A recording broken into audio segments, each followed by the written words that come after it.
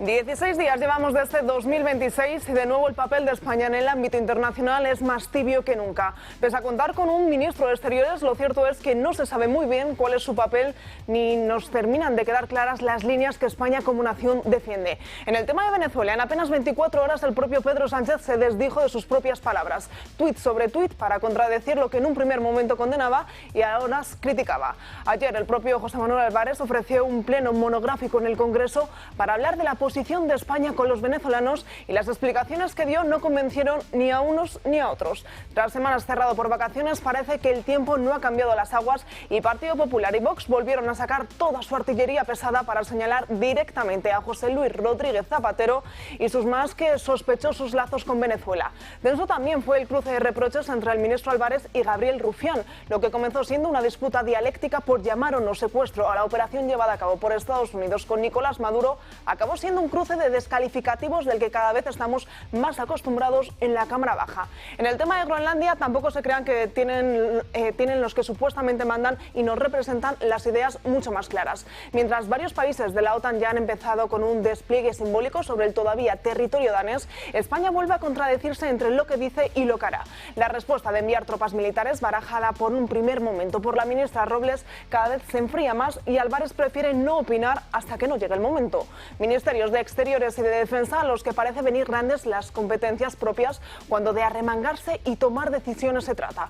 Una inacción que ya empieza a tener sus repercusiones lejos de nuestras fronteras. España cada vez tiene menos influencia y prueba de ello es que cada vez los líderes mundiales cuentan menos con Pedro Sánchez.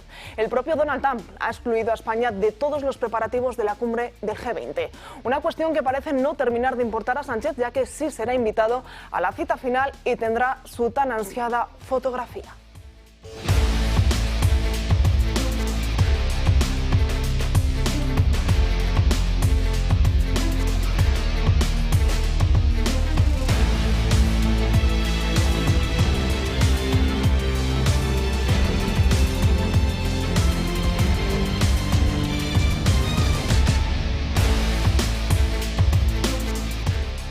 ¿Qué tal están? Muy buenos días, bienvenidos un día más a Dando Caña. Hoy es viernes 16 de enero y felicitamos a todos los Marcelos porque hoy en el Santoral nos marca que es San Marcelo. Por delante, como siempre, 2 horas de programa en los que intentaremos analizar, debatir y cuestionar toda la actualidad política del día de hoy, con la vista puesta, como no podía ser de otra manera, en ese apartado internacional, en todas las medidas, en todas las posiciones que tiene prevista tomar en las próximas horas España. También hablaremos de esa fotografía ya histórica entre María Corina Machado y Donald Trump ayer en Washington, y también entre otros asuntos hablaremos del salario mínimo interprofesional, porque para hoy por la mañana había una cita importante, una reunión importante en el Ministerio de Trabajo, pero se ha anulado a primera hora de la mañana y no sabemos cuáles son ni los motivos ni tampoco las directrices que se van a llevar a cabo con este tema. Antes de comenzar, como siempre, vamos a presentar a las personas que me acompañan hoy aquí y un nuevo día nos acompaña Josep María Francas. ¿Qué tal? Muy buenos días. Muy bien, viernes ya. Oye, pues muy interesante porque quería hacer un comentario rápido sobre hipocresía de Champions League. Digo lo de Champions League porque creo que Sánchez ha hablado algo de Champions League hoy y me ha venido a la cabeza. Pero no vas a hablar de fútbol, ¿no? No, no, te dejaré en paz. No, bueno, tú sales bien parada. A ver, ayer el PP presentó una declaración institucional en el Congreso que más o menos, no la voy a leer porque es larga, quería expresar su apoyo al pueblo iraní frente a la represión del régimen de los ayatolás y en particular el reconocimiento a la valentía de las mujeres y condenando la violencia de las autoridades iraníes contra las protestas. Ya sabéis que las declaraciones institucionales que van fuera de orden del día, o sea, lo propone alguien y si sí o si no, tienen que ser aceptadas por unanimidad. Y curiosamente, lo digo porque esta referencia a las mujeres, a la valentía de las mujeres, parece que no colmó la idea brillante de 2 grupos que se opusieron frontalmente al tema, con lo cual no hubo declaración institucional del Congreso español, diríamos, apoyando a la democratización de Irán. ¿Quiénes fueron los 2 grupos? Curiosamente no fue el PSOE. Yo pensaba que podía haber sido. No fue el PSOE. El PSOE no dijo ni media. No dijo ni media en contra. Pero fueron Podemos y Sumar.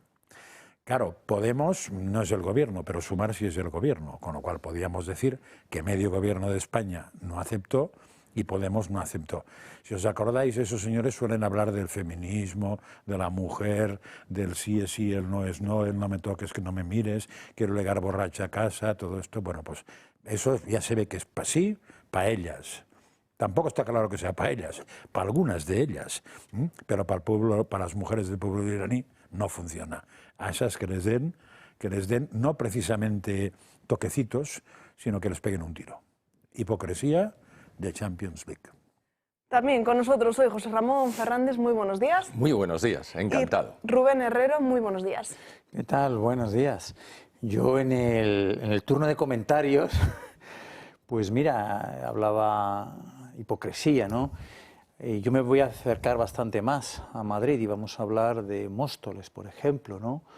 Donde el Partido Popular, en su estafa mecánica a la ciudadanía, ha decidido unilateralmente romper el pacto de gobierno con Vox en esa localidad, ¿no? Después de que un desertor de Vox, un tránsfuga del grupo municipal de Vox, se fuera. El Partido Popular dice que cambian las mayorías, no es cierto, arrebata a Vox la concejalía de Cultura y se han quedado tan contentos. Esto es hipocresía, estafa, nivel Champions League también, ¿no? Y allí, pues, la portavoz de Vox, Nieva Machín, es la representante, junto con el grupo municipal y los colaboradores, de la decencia frente a la estafa y la hipocresía nivel Champions League a nivel local también. Interesante lo que comentabas, ¿Eso cuándo Rubén. ha sido? Eso ha sido hace 5 días, el día 10 de enero. Pues tampoco se ha dicho mucho eso, ¿eh? Claro, ¿te Y- sorprendes? No, hombre, me sorprende porque en teoría el transfugismo es una cosa que estaba mal vista. Bueno, También es verdad que no sé, supongo que no sé pero exactamente... cuando el PP puede pescar, Ya, claro, pero digo- entonces sus medios... Pero no debe ser exactamente transfugismo, porque no... O sí que ha entrado al grupo del P. No, él tenía la intención de quedarse como concejal de Cultura en el Ayuntamiento de Móstoles, pero no ha podido, porque el Partido Popular inicialmente decide mantenerlo. Pero en vista de todo lo que sucede a partir de esa situación, ahora Manuel Bautista, el estafador, alcalde de Móstoles, bueno, pues ha dicho que ya no es concejal, pero que la concejalía queda en manos del Partido Se la queda, Popular. pero el que era Así. concejal es el de Vox que se ha pasado, que ha dejado Vox. Ha dejado Vox, un Con lo cual desertor. bueno, pero entonces hay una cosa positiva que se puede sacar de ahí, A ver. que es que se ha hecho... Limpieza. No, que Roma no paga traidores. Eso es importante, o sea, que no haya salido beneficiado No, el que pero, traicionó, hombre, pues sería Francás, una cosa positiva tú eres dentro de lo veterano. negativo, dentro de lo negativo que es que en el fondo no es transfugismo exacto, pero sí es semitransfugismo, y que aproveches esto para cambiar un gobierno. Hombre, esto tiene Pero su delito. lo suyo sería que entrase el siguiente de la lista de Vox. ¿O que No, Vox lo nombrase suyo a otro? sería que Sería un este pacto, sí. desertor, evidentemente, abandonara el acta, entrase el siguiente de la lista de Vox Eso es. y, por supuesto, la Concejalía de Cultura quedará en manos de Vox de acuerdo al acuerdo de gobierno que tienen firmado después de los resultados electorales. Pero los estafadores del Partido Popular, que es la estafa mecánica. ¿Cuántas veces tiene que mentirte el Partido Popular?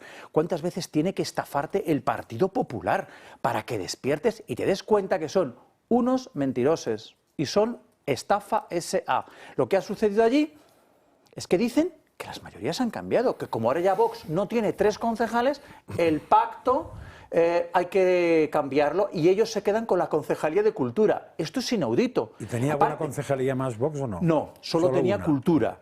Pero lo que sucede es que el desertor, ¿no?, pues creía que iba a permanecer como concejal. Francás, y creo que es ingenuo pensar que este desertor no tendrá en el futuro alguna recompensa a futuro. No lo sabemos, evidentemente, pero lo que está claro es que los políticos tienen manera de recompensar, como cuando vemos estas dimisiones. No tengas ninguna duda.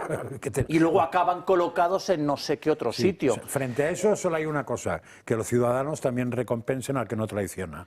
Claro, pero entonces, fíjate, de eso si tiene, ya, pero fíjate eso cómo si tiene decías, un coste electoral en las siguientes o no. Claro, porque pero tú si decías, no, lo tiene, no he tenido pues noticia.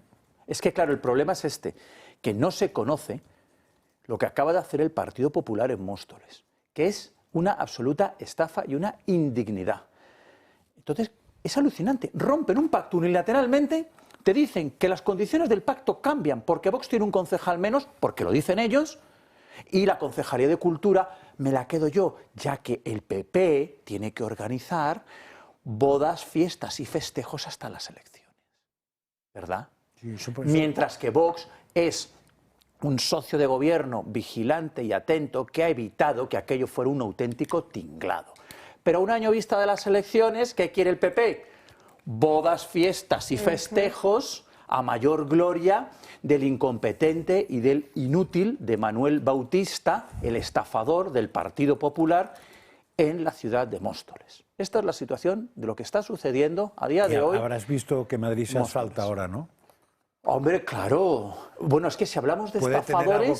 ¿Puede tener algo que ver con el tema electoral? No. ¿Seguro? El estafador de Almeida haciendo algo por interés electoral o su propio interés.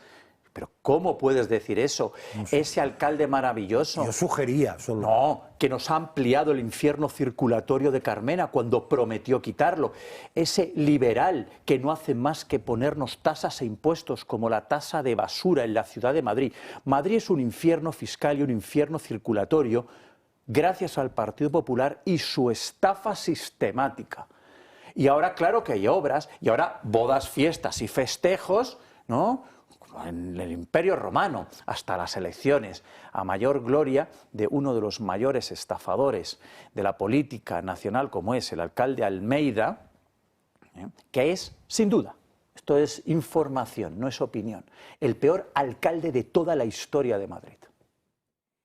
Vamos a intentar averiguar y contactar con Vox Móstoles a lo largo del programa de hoy para intentar esclarecer todavía más mejor de todo lo que nos lo ha explicado Rubén, para ver si podemos tener esa voz. Si no, en los próximos días sí que intentaremos hablar con ellos para que nos cuenten realmente esa situación y cómo se ha llegado a ese punto. Antes de comenzar el programa, pues tenemos que hablar del tiempo, porque se habrán dado cuenta que en estas últimas horas de nuevo ha vuelto el frío. Nada nuevo porque estamos en invierno, pero lo cierto es que la EMET advierte del temporal que afecta prácticamente a toda España. Lluvias muy persistentes, nieve y fuerte viento. El organismo meteorológico indica que las precipitaciones continuarán en gran parte del país este fin de semana, intensificando en algunas zonas, sobre todo en la costa valenciana, en Andalucía y en Ceuta. Una inestabilidad que ha llegado para quedarse en gran parte del país y que como mínimo nos afectará hasta inicios de la próxima semana. Como les decía, no es noticia en sí porque nos encontramos en invierno, pero máxima precaución por todas esas vientos, lluvias y nieve que podría bajar a cotas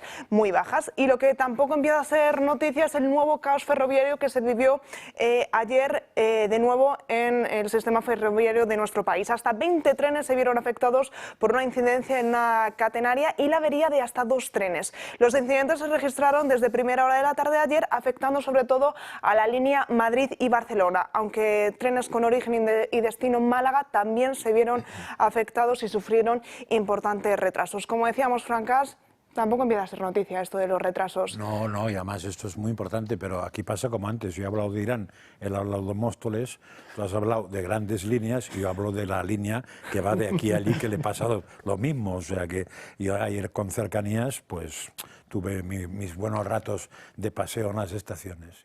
Sí, nada nuevo. También es verdad que anteayer fue peor. Nos metemos ahora así de lleno en la política nacional y la vuelta a las Navidades, pues nos han vuelto a traer una serie de entrevistas del diario digital OK Diario, en el que de nuevo Koldo García vuelve a hablar. Son, ya saben, esas entregas que se grabó antes de que entrara en prisión. Esta vez pone el foco, ojo, en 2 armas que supuestamente habrían en Ferraz, y así es como lo explica, porque supuestamente Pedro Sánchez habría mandado a él directamente que se deshiciese de ellas. Es verdad que encontraron en la sede de Ferraz en el almacén, en los bajos de la sede Ferraz, en el interior de la sede Ferraz, armas. Pues sí. ¿Qué armas? 2 armas cortas del 9 y una escopeta. ¿Y eso qué pintaba allí? Eso no te lo puedo decir porque lo desconozco, o sea, no te puedo responder a eso porque no lo sé. ¿Y qué hizo con las armas? Destruirlas. Destruirlas. ¿Dónde? Yo creo que fue, si no me equivoco, en una muga que había entre Vizcaya y Guipúzcoa. Creo. Pues como escuchaban, no eran 2, yo decía 2 armas, son hasta 3 armas las que supuestamente habría en ese sótano de Ferraz. Que es lo normal, que en los sótanos de los partidos políticos hay armas, ¿no? Digo, pero a mí me choca mucho Koldos, que es muy original, que cuando le dicen que dónde las destruyó, dice que cree que, hombre, si las destruyó él, no puede creer que será dónde las destruyó. O sea, se acordará perfectamente, con lo cual, o es un mal uso de la lengua. A ver, aquí creo que con estas declaraciones entra algún delito, me parece.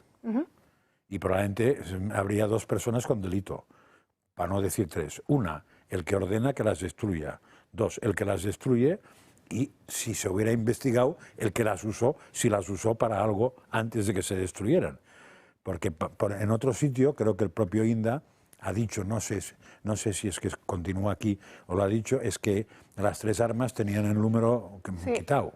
El número de serie no eso se suele quitar registrado. no por nada, sino simplemente para que no se reconozca quién la compró, todo esto. Con lo cual, en ese tipo de armas, siempre que ocurre eso, hay que entregarlas formalmente a la Guardia Civil, y lo que se suele hacer son pruebas de balística, porque si bien el número no figura en ningún sitio, si figura la huella que deja el cañón en la balita. Entonces puede ser que dispares con este y digas, ahí va, si se han cargado 27 con estar, o nada, o ninguno. O 14, o yo qué puñeta sé. Entonces eso es una cosa a investigar. Al sopletearlas, es decir, al fundirlas, se ha cargado una investigación, con lo cual, ya digo, como mínimo estaríamos hablando de delito de 2 personas. Supongo que el fiscal estará corriendo ya por aquello de que de oficio el fiscal tiene que velar por la legalidad en un país, corriendo para ver qué ha pasado ahí, ¿no?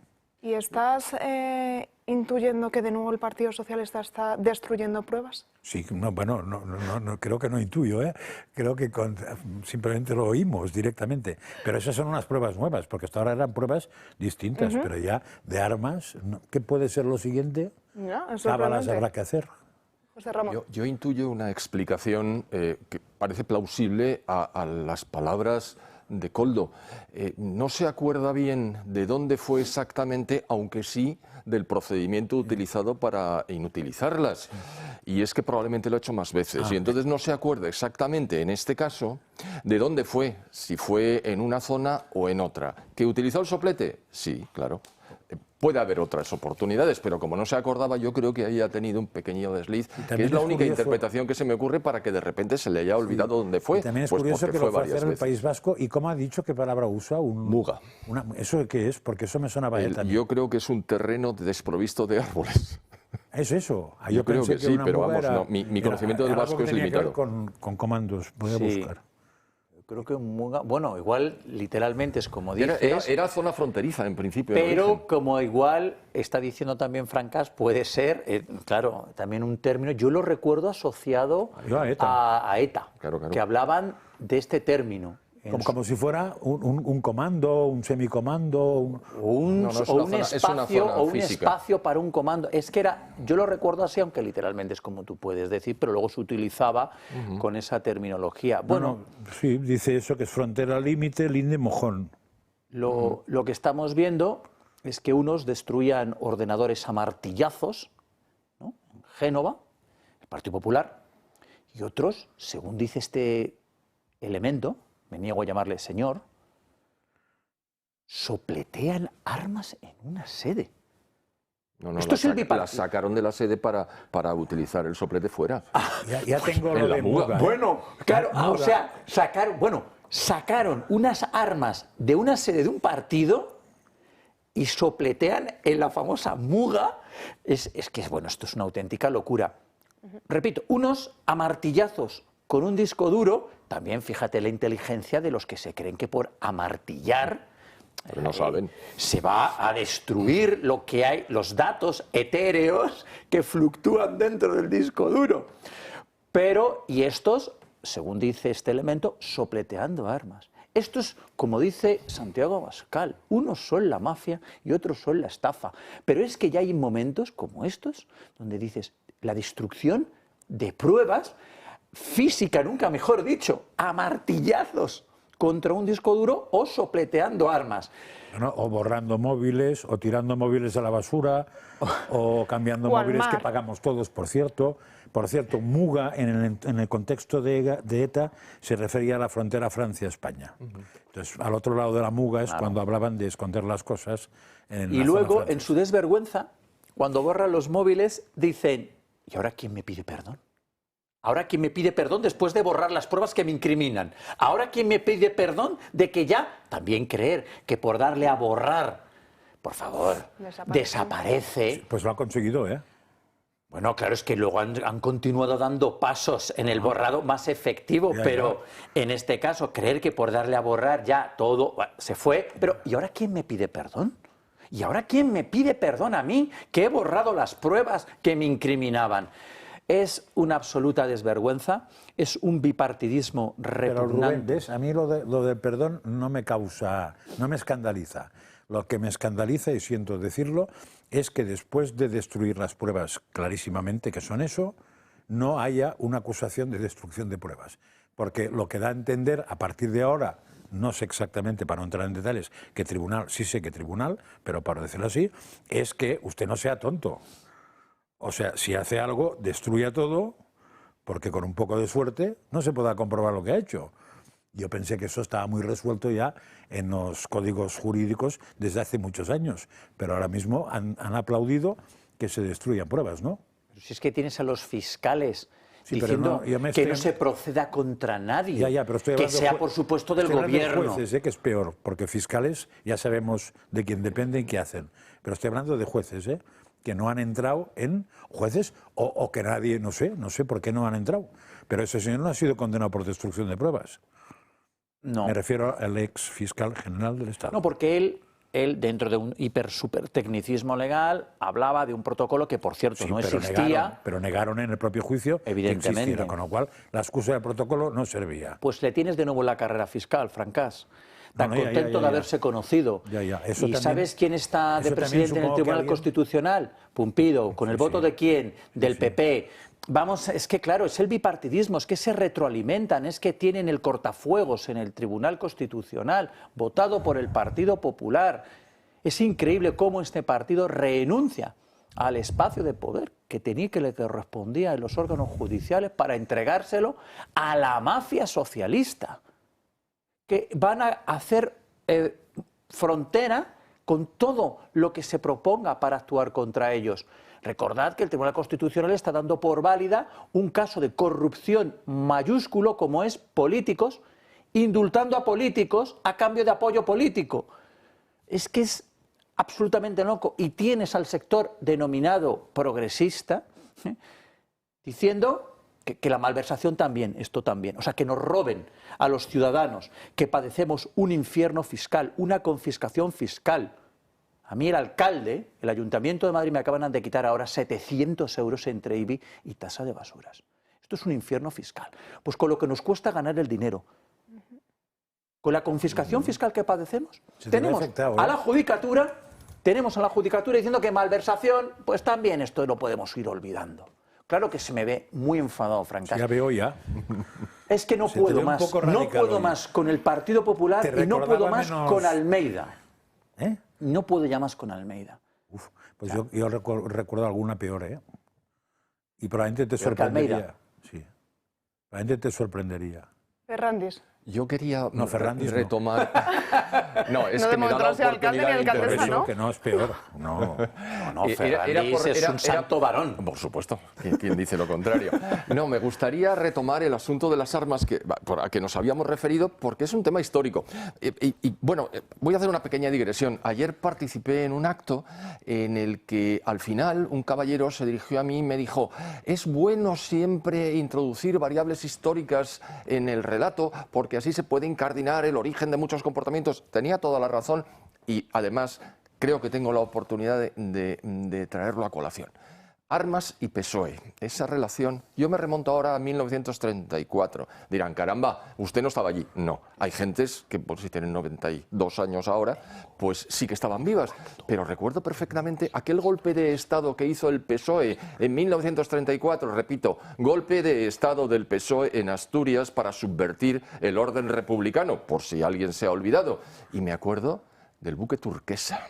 El buque Turquesa había sido fletado por el PSOE para llenarlo de armas y llevarlas a Asturias para, a través de Gijón, armar a esa revolución que estaban organizando.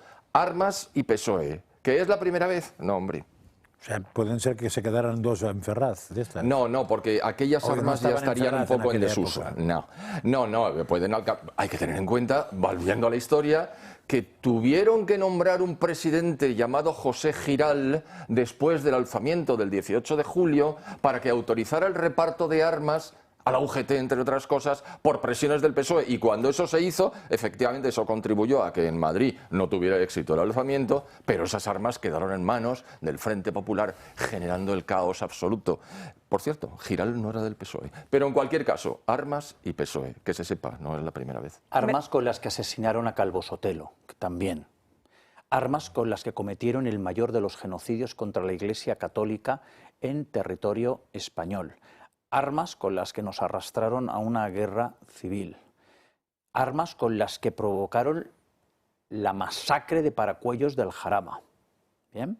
Armas con las que provocaron el bombardeo de Cabra. Es que esto también es memoria histórica.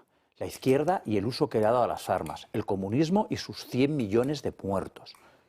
Es que es inaudito, ¿no? La conexión entre violencia, izquierda y extrema izquierda. Hay que recordarlo.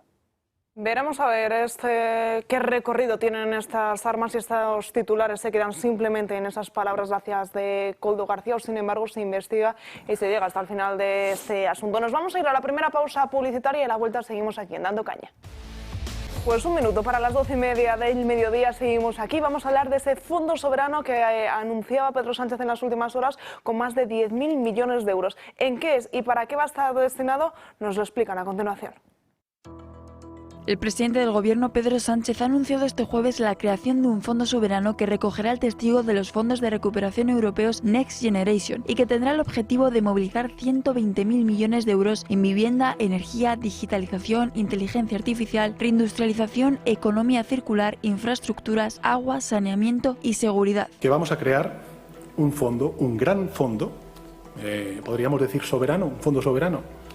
Bueno, pues un fondo soberano que va a recoger el testigo de los fondos Next Generation y que va a extender su empuje haciendo perdurable el legado de esos fondos Next más allá del año 2026. Los fondos soberanos son creados con el propósito de invertir recursos de un país para generar rendimientos a largo plazo y preservar la riqueza del Estado. Concretamente, este nuevo fondo se llamará España Crece y arrancará con una base de 10.500 millones de euros pertenecientes a capital público y privado. Habrá una primera inversión de más de 10.000 millones de euros que procederán del Plan de Recuperación, Transformación y Resiliencia. El Gobierno se plantea obtener el resto a través de deuda privada, inversores nacionales y también internacionales. El Instituto de Crédito Oficial será el organismo a través del cual se articule la inversión. Según Pedro Sánchez, este fondo soberano es un ejercicio de soberanía nacional. Se tratará de dar continuidad a todas las transformaciones que han impulsado los fondos europeos desde la pandemia a hoy en día y que cesará al final de 2026. Sánchez ha definido el proyecto como una forma de recoger el testigo de los Next Generation, extender su impulso y hacerlo perdurable. Con este fin ya se han celebrado una primera reunión de un comité de inversiones estratégicas que también ha presentado como otra nueva herramienta para atraer capacidades productivas a España. Un anuncio que el Gobierno presenta como estratégico, pero que deja muchas incógnitas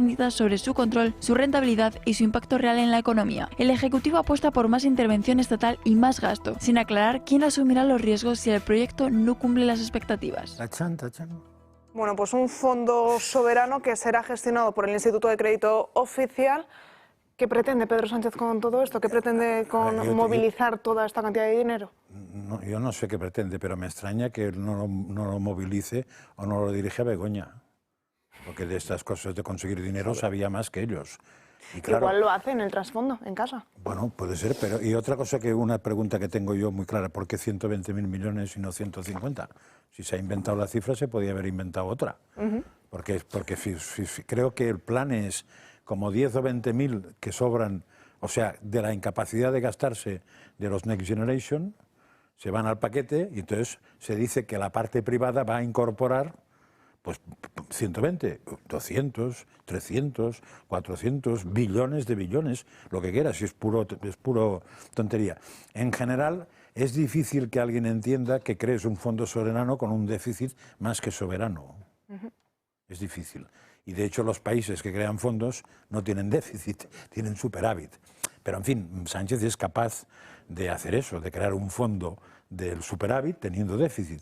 Pero lo que es peor es que la von der Pony y sus muchachos son capaces de aprobar que Sánchez cree un fondo soberano teniendo déficit. Y entonces ya el colectivo de imbéciles vuelve a ser como el de Einstein, ¿no?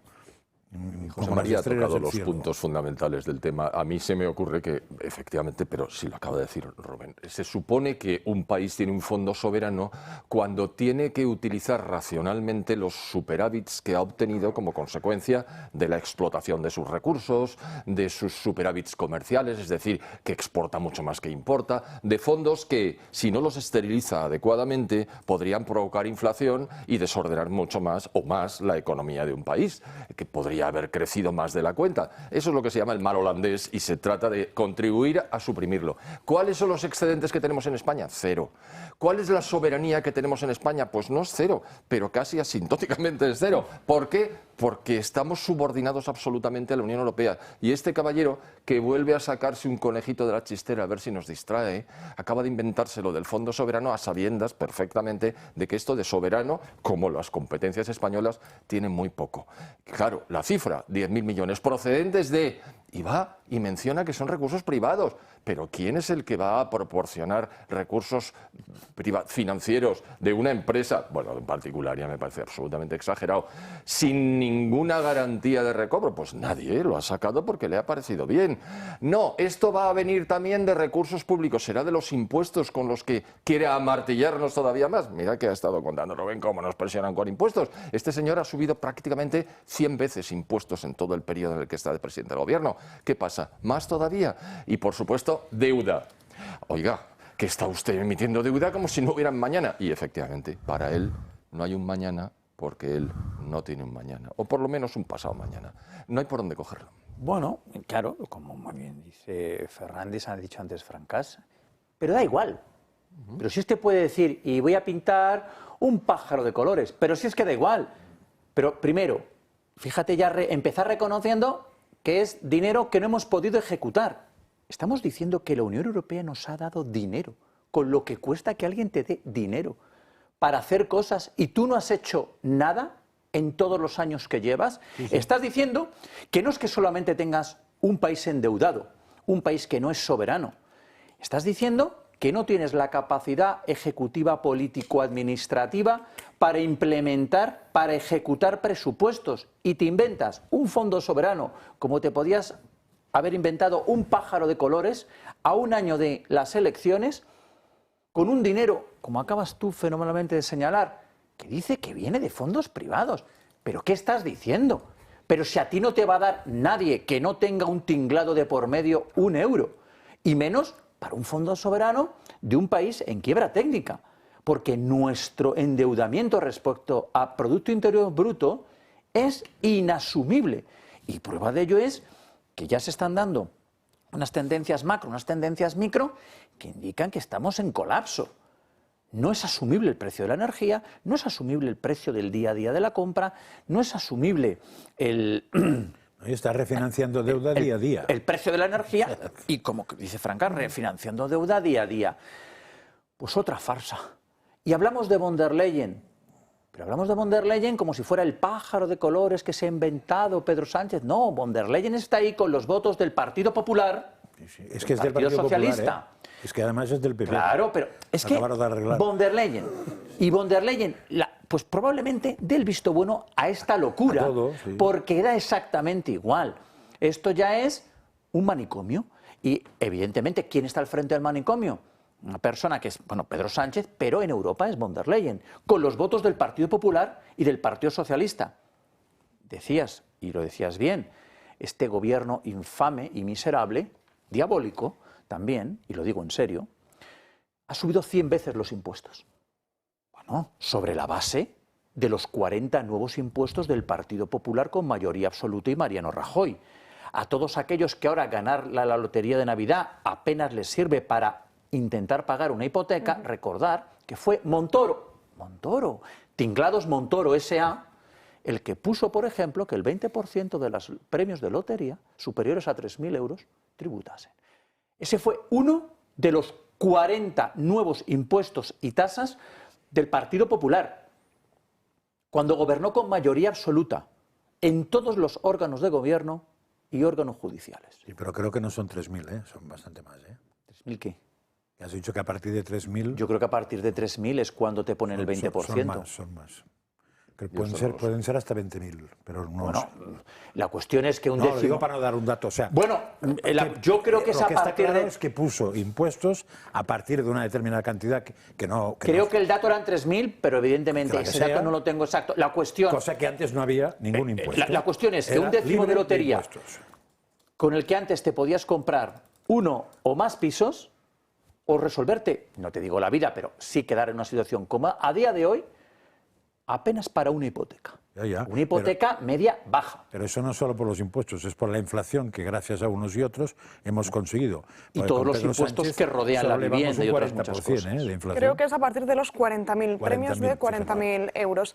Vamos a seguir hablando de los fondos europeos porque parece que el gobierno de España no sabe muy bien qué hacer con ello. No lo decimos nosotros, sino los datos, porque hasta 16 ministerios no han ejecutado ni el 50% de esos fondos europeos Next Generation que les habían otorgado. Vamos, mientras intentamos conseguir esta noticia, venía muy a coalición de lo que nos estaba contando Rubén Herrero, de la poca solvencia que tiene este gobierno, con lo que cuesta que nos den dinero. Aún así, el gobierno parece que nos sobra. Tú dominas más ese tema que yo, pero creo que los fondos esos eran dobles. Unos eran a fondo perdido, que eran como 70.000 millones, y otros 70.000 millones que eran préstamos a un interés chollo, porque era el interés que daba la Unión Europea, o sea, el Banco Central Europeo, para que los países pudieran levantar cabeza después del famoso COVID, que nos había dejado a todos hundidos y en el estercolero más miserable. De estos últimos, que sepa yo, España ni lo pidió en su momento, o ya puso mala cara, y ha renunciado. Con lo cual ha renunciado de entrada a 70.000 millones, es decir, a los préstamos a bajo interés. Y de los otros... Hay unos que ya no han llegado ni van a llegar porque no se sabe qué hacer, pero de los que llegaron tampoco se han ejecutado la inmensa mayoría, que sepa yo. Con lo cual nos podemos encontrar con un pastel, que es que hay que devolver casi todo. Más todo lo que han defraudado, desviado, que eso también está bajo investigación, que recordemos que el tema de los ERES tiene que ver con que se han desviado capitales, el tema de la formación, se han desviado capitales que estaban para un fin a otras cuestiones. Y ese dinero hay que devolverlo, porque si te dan dinero para formación de desempleados, no te lo puedes gastar en sedes, no te lo puedes gastar en teoría, ¿no? Bueno, en teoría y en la práctica. No, porque lo puedes colar. Claro, entonces, como vienen haciendo. Eso no, pero es que vivimos en un absoluto desgobierno, pero como controlan casi todos los medios de comunicación, unos y otros, cuando no es el PP, es el PSOE. Esto pasa como que es la gran medida económica del gobierno que llaman de escudo social, cuando tenemos récord de pobreza infantil, cuando tenemos récord del precio de la compra, cuando tenemos récord del precio de la energía, cuando tenemos récord, ya esto es inasumible, del precio de la vivienda, cuando ya no tenemos españoles que aspiran a un hogar, sino a una habitación compartida.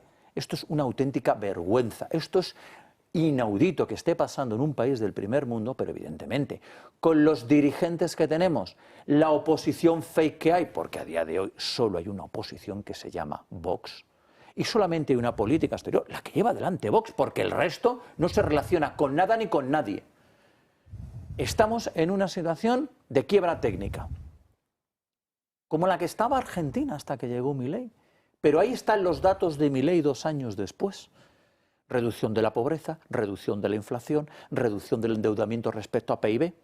Y aquí estamos cada día peor, cada día gastando más en absolutas idioteces, en agendas ideológicas que condenan nuestra soberanía, nuestra independencia, que son agendas woke, agendas 2030 contra el individuo, la libertad y la propiedad. Cuando tú atacas al individuo, a la libertad, a la propiedad, a la familia y a la patria, terminas con la soberanía, que es lo que quieren. ¿Qué es lo que quieren? ¿No? El otro día veíamos ya, por ejemplo, en ese control social, ¿no? Sale el impresentable de la DGT, que lleva ahí toda la vida, mantenido por el PP y por el PSOE, diciendo que esto de los coches y las ciudades ya se vaya acabando, que todos al transporte público, menos él, y que si tenemos prisa, cojamos un taxi, que lo coja tu madre. Me gustaría apostillar un pequeño detalle. Un taxi o un Uber o un Cabify, que eran los dos patrocinadores del acto en el que estaba el señor Pérez o Pedro Navarro. Es decir, aquí nadie da puntadas sin hilo. Esto es el descaro absoluto. Mire usted, señor Navarro, iré al centro como me parezca. Si tengo que pagar una multa, la pagaré. De todas maneras, en Madrid, ya sabe usted cómo se evita eso. Usted entra en el centro, aparca en un aparcamiento público, luego sale y automáticamente el algoritmo interpreta que usted ha entrado para hacer una gestión, pero utiliza un aparcamiento.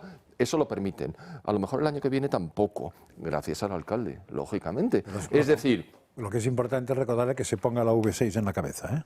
Es bueno, pero este caballero nos quiere decir a los ciudadanos lo que tenemos que hacer, como prácticamente todos los demás. Lo que ocurre es que este es muy descarado y además lo dice con recochineo. Este caballero realmente es un indeseable. Mantenido por el Partido Popular en su cargo. Es que se nos está olvidando la complicidad en la agenda woke que destruye la libertad al individuo y la movilidad. Es una agenda pactada por el Partido Socialista y por el Partido Popular.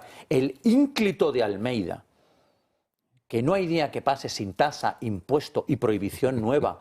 Han ampliado el horario de los parquímetros, subido las tarifas, ampliado los días.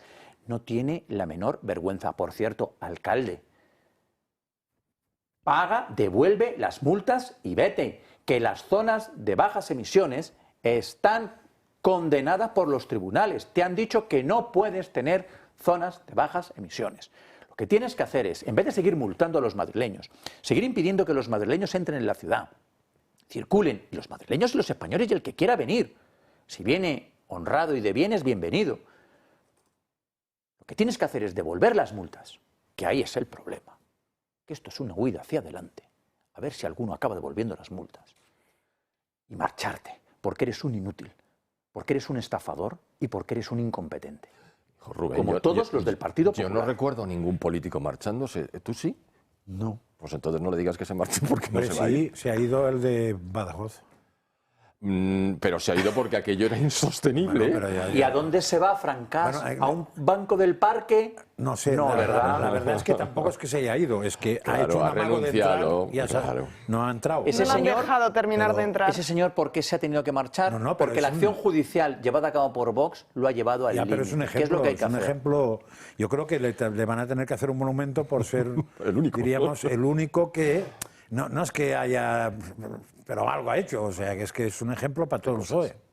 Vamos a hablar del salario mínimo interprofesional. Ya saben, les anunciaba que esta mañana estaba cerrada una reunión en el Ministerio de Trabajo para intentar abordar ese SMI, esa subida, pero sin embargo saltaba la sorpresa esta mañana cuando el Ministerio de Trabajo y Economía Social ha aplazado esa reunión prevista con agentes sociales que tenían como tema sobre la mesa el salario mínimo interprofesional. El Ministerio ha propuesto una subida del 3,1% hasta los 1.221 euros. Los sindicatos habían propuesto una subida del 7,5%, pero ojo, con tributación en el IRPF, mientras que la COE vería con buenos ojos una subida del 1,5% hasta los 1.202 euros en 14 pagas y que sí se tributase ese IRPF.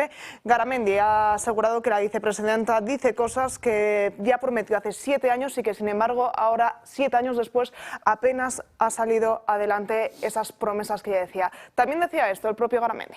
La vicepresidenta siempre dice muchas cosas y cosas de las que está diciendo las ha prometido desde hace 7 años y nunca han salido, por tanto no lo sé, o sea, yo al pan pan, al vino vino y como Santo Tomás de Aquino, cuando toque, vea el planteamiento, cuando sea real lo que sale, pues diremos sí, no, ya veré, lo que no vamos a estar es dando vueltas siempre a una idea que esto yo creo, no creo, vamos a hacer. Yo creo que estamos en la mesa, que nos digan lo que tenga que ser.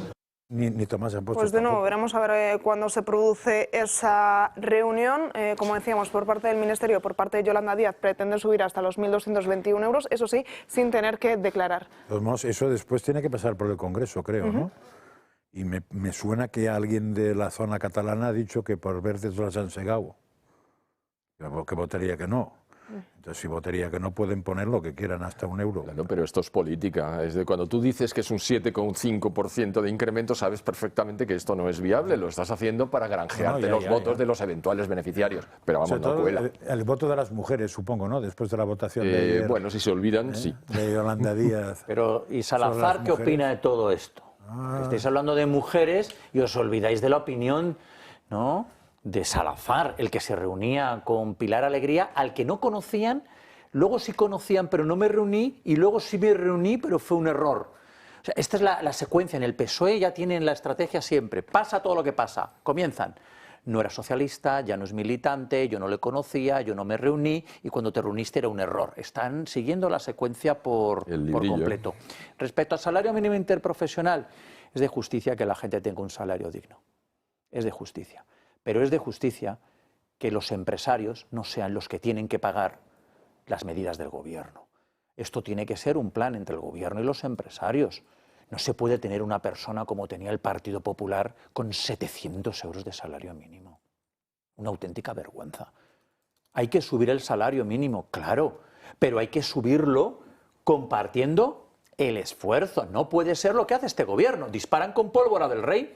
Subo el salario mínimo, que el empresario pague todos los costes asociados. Que no los pagará y aumentará el paro. Esto ya lo sabemos. Técnicamente sabemos a dónde conduce esto. Lo que pasa es que a lo mejor no es el momento. Y no olvidemos que hay algún país serio y algún economista importante que dice que la manera de cargarte el tema laboral es poner salario mínimo, no subir salario mínimo, sino que con ponerlo ya te cargas el mercado de trabajo o le das un golpe interesante. Si lo subes lo puedes destrozar, porque España está llegando un momento ahora que el salario mínimo es el salario más universal de España. Entonces quiere decir que el truco no está en subir el salario mínimo, el truco está en subir la renta per cápita. Y la es decir, que la gente le saques, con eso se relaciona el salario, con la productividad, claro. Le bajes menos impuestos, o sea, le pongas menos impuestos y la economía del país funcione y no la dopes con números falsos mañana, tarde y noche. Si tú quieres salario mínimo máximo, baja los impuestos. Los empresarios van a contratar y van a dar sueldos por encima del salario mínimo. Y las cuotas sociales, bajas totalmente. Esto y cambias un país. Cambia la cuestión del mercado laboral. Si tú bajas los impuestos, el empresario va a contratar, porque el empresario en su carácter emprendedor va al contratar, el crecer, y va a dar mejores salarios que el salario mínimo. Claro, que en el fondo fíjate que bajar los impuestos, para que nos entendamos, querría decir subir el salario, pero a costa del Estado. No a costa del empresario. Claro. Es decir, claro, tampoco a costa del Estado, porque el Estado no paga ni tiene dinero. A costa de que el Estado recaude menos en vez de que el empresario pague más. Porque cuando al empresario le sale muy caro un señor, ¿qué hace? Que no puede contratar. No es que no quiera, es que no puede. Si tenía uno, yo conozco empresarios, se queda con uno y ya está, porque si va a dos, cierre. Que no pueden, y si vas a dos y cierras, has perdido uno, no has ganado otro. Esa pequeña cosa, Yolanda, no es su fuerte. Y es importante ese detalle que decías, que cada vez el salario medio de los españoles se acerca más a ese salario mínimo interprofesional. Vamos a cambiar radicalmente de tema, porque nos vamos a charlar con el Club de Amigos.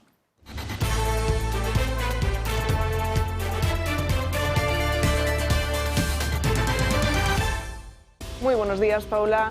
¿Cómo estás? Pues muy buenos días. La verdad es que con toda la resaca de ayer, que aquí tengo a uno de los de los grandes conferenciantes que tuvimos ayer, 3 pilares fundamentales, José Ramón Ferrandis. La verdad es que fue todo un éxito. Es cierto que el tema de la Agenda 2030 es un tema, bueno, pues muy amplio, que de hecho nos han puesto deberes, ¿verdad, Ferrandis? Así es. Los cumpliremos todos ellos, sobre todo porque la gente se quedó con muchísimas ganas de más.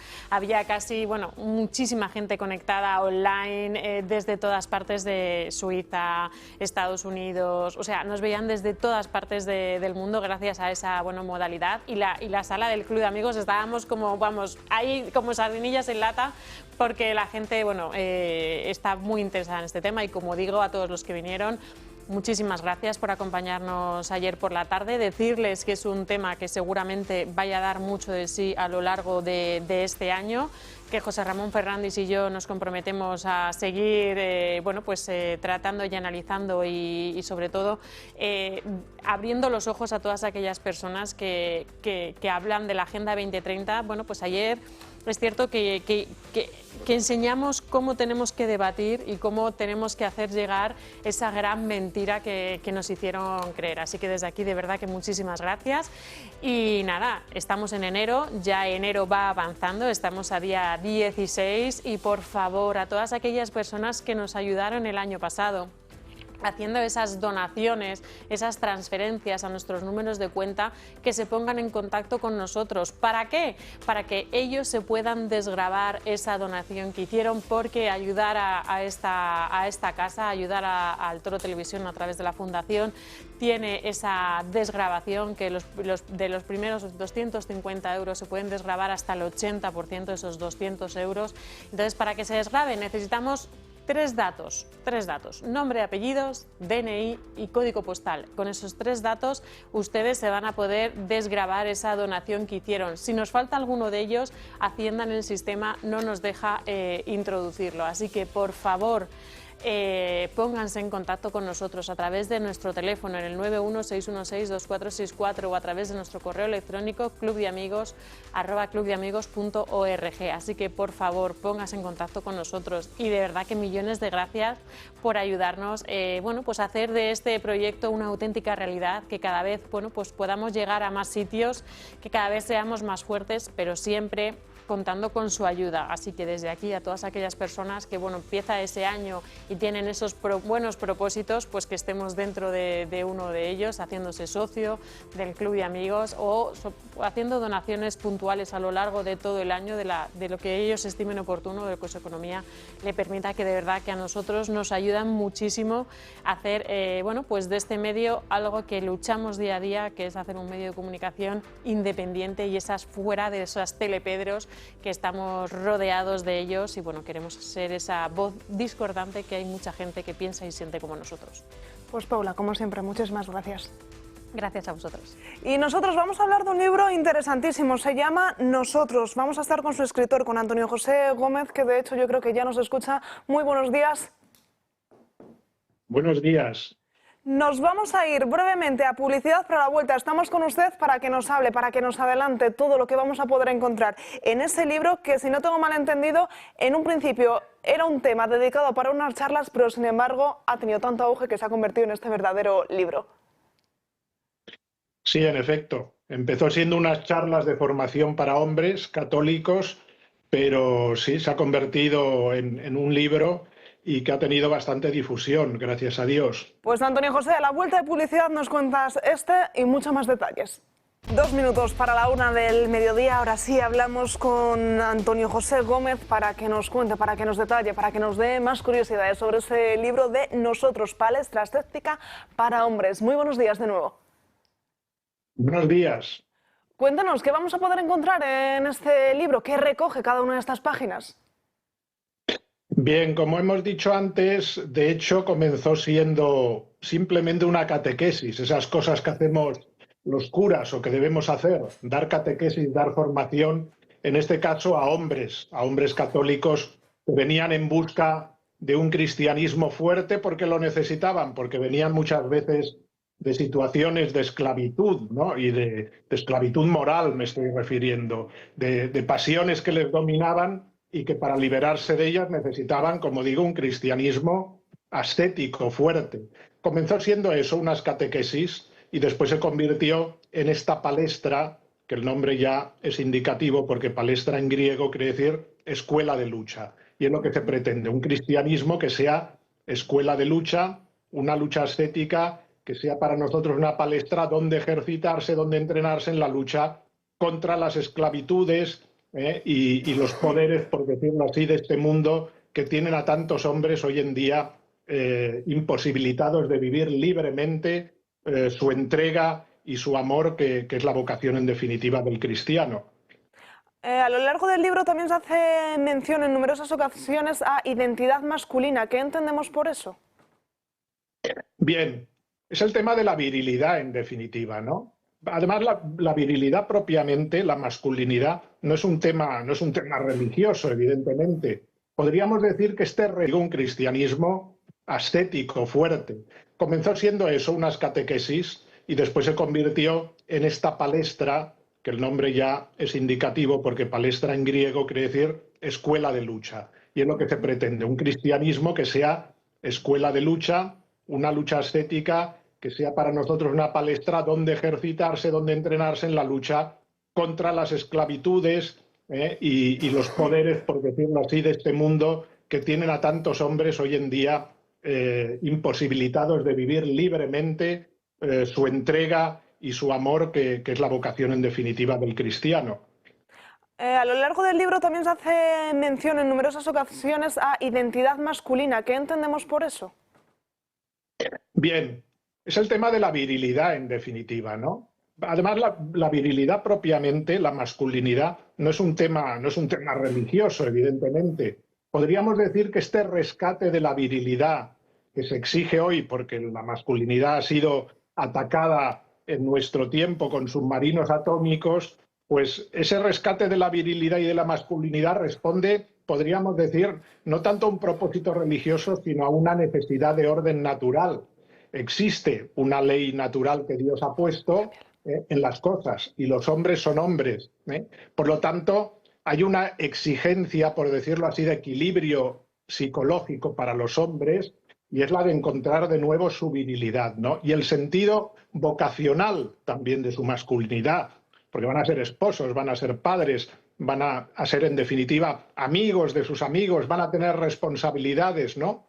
El bien de la sociedad exige que el hombre sea consciente de su vocación, y desde el punto de vista cristiano, de la vocación sobrenatural que de alguna manera se le exige por la llamada que Cristo le hace a ser, como digo, padre, esposo, novio, amigo, compañero.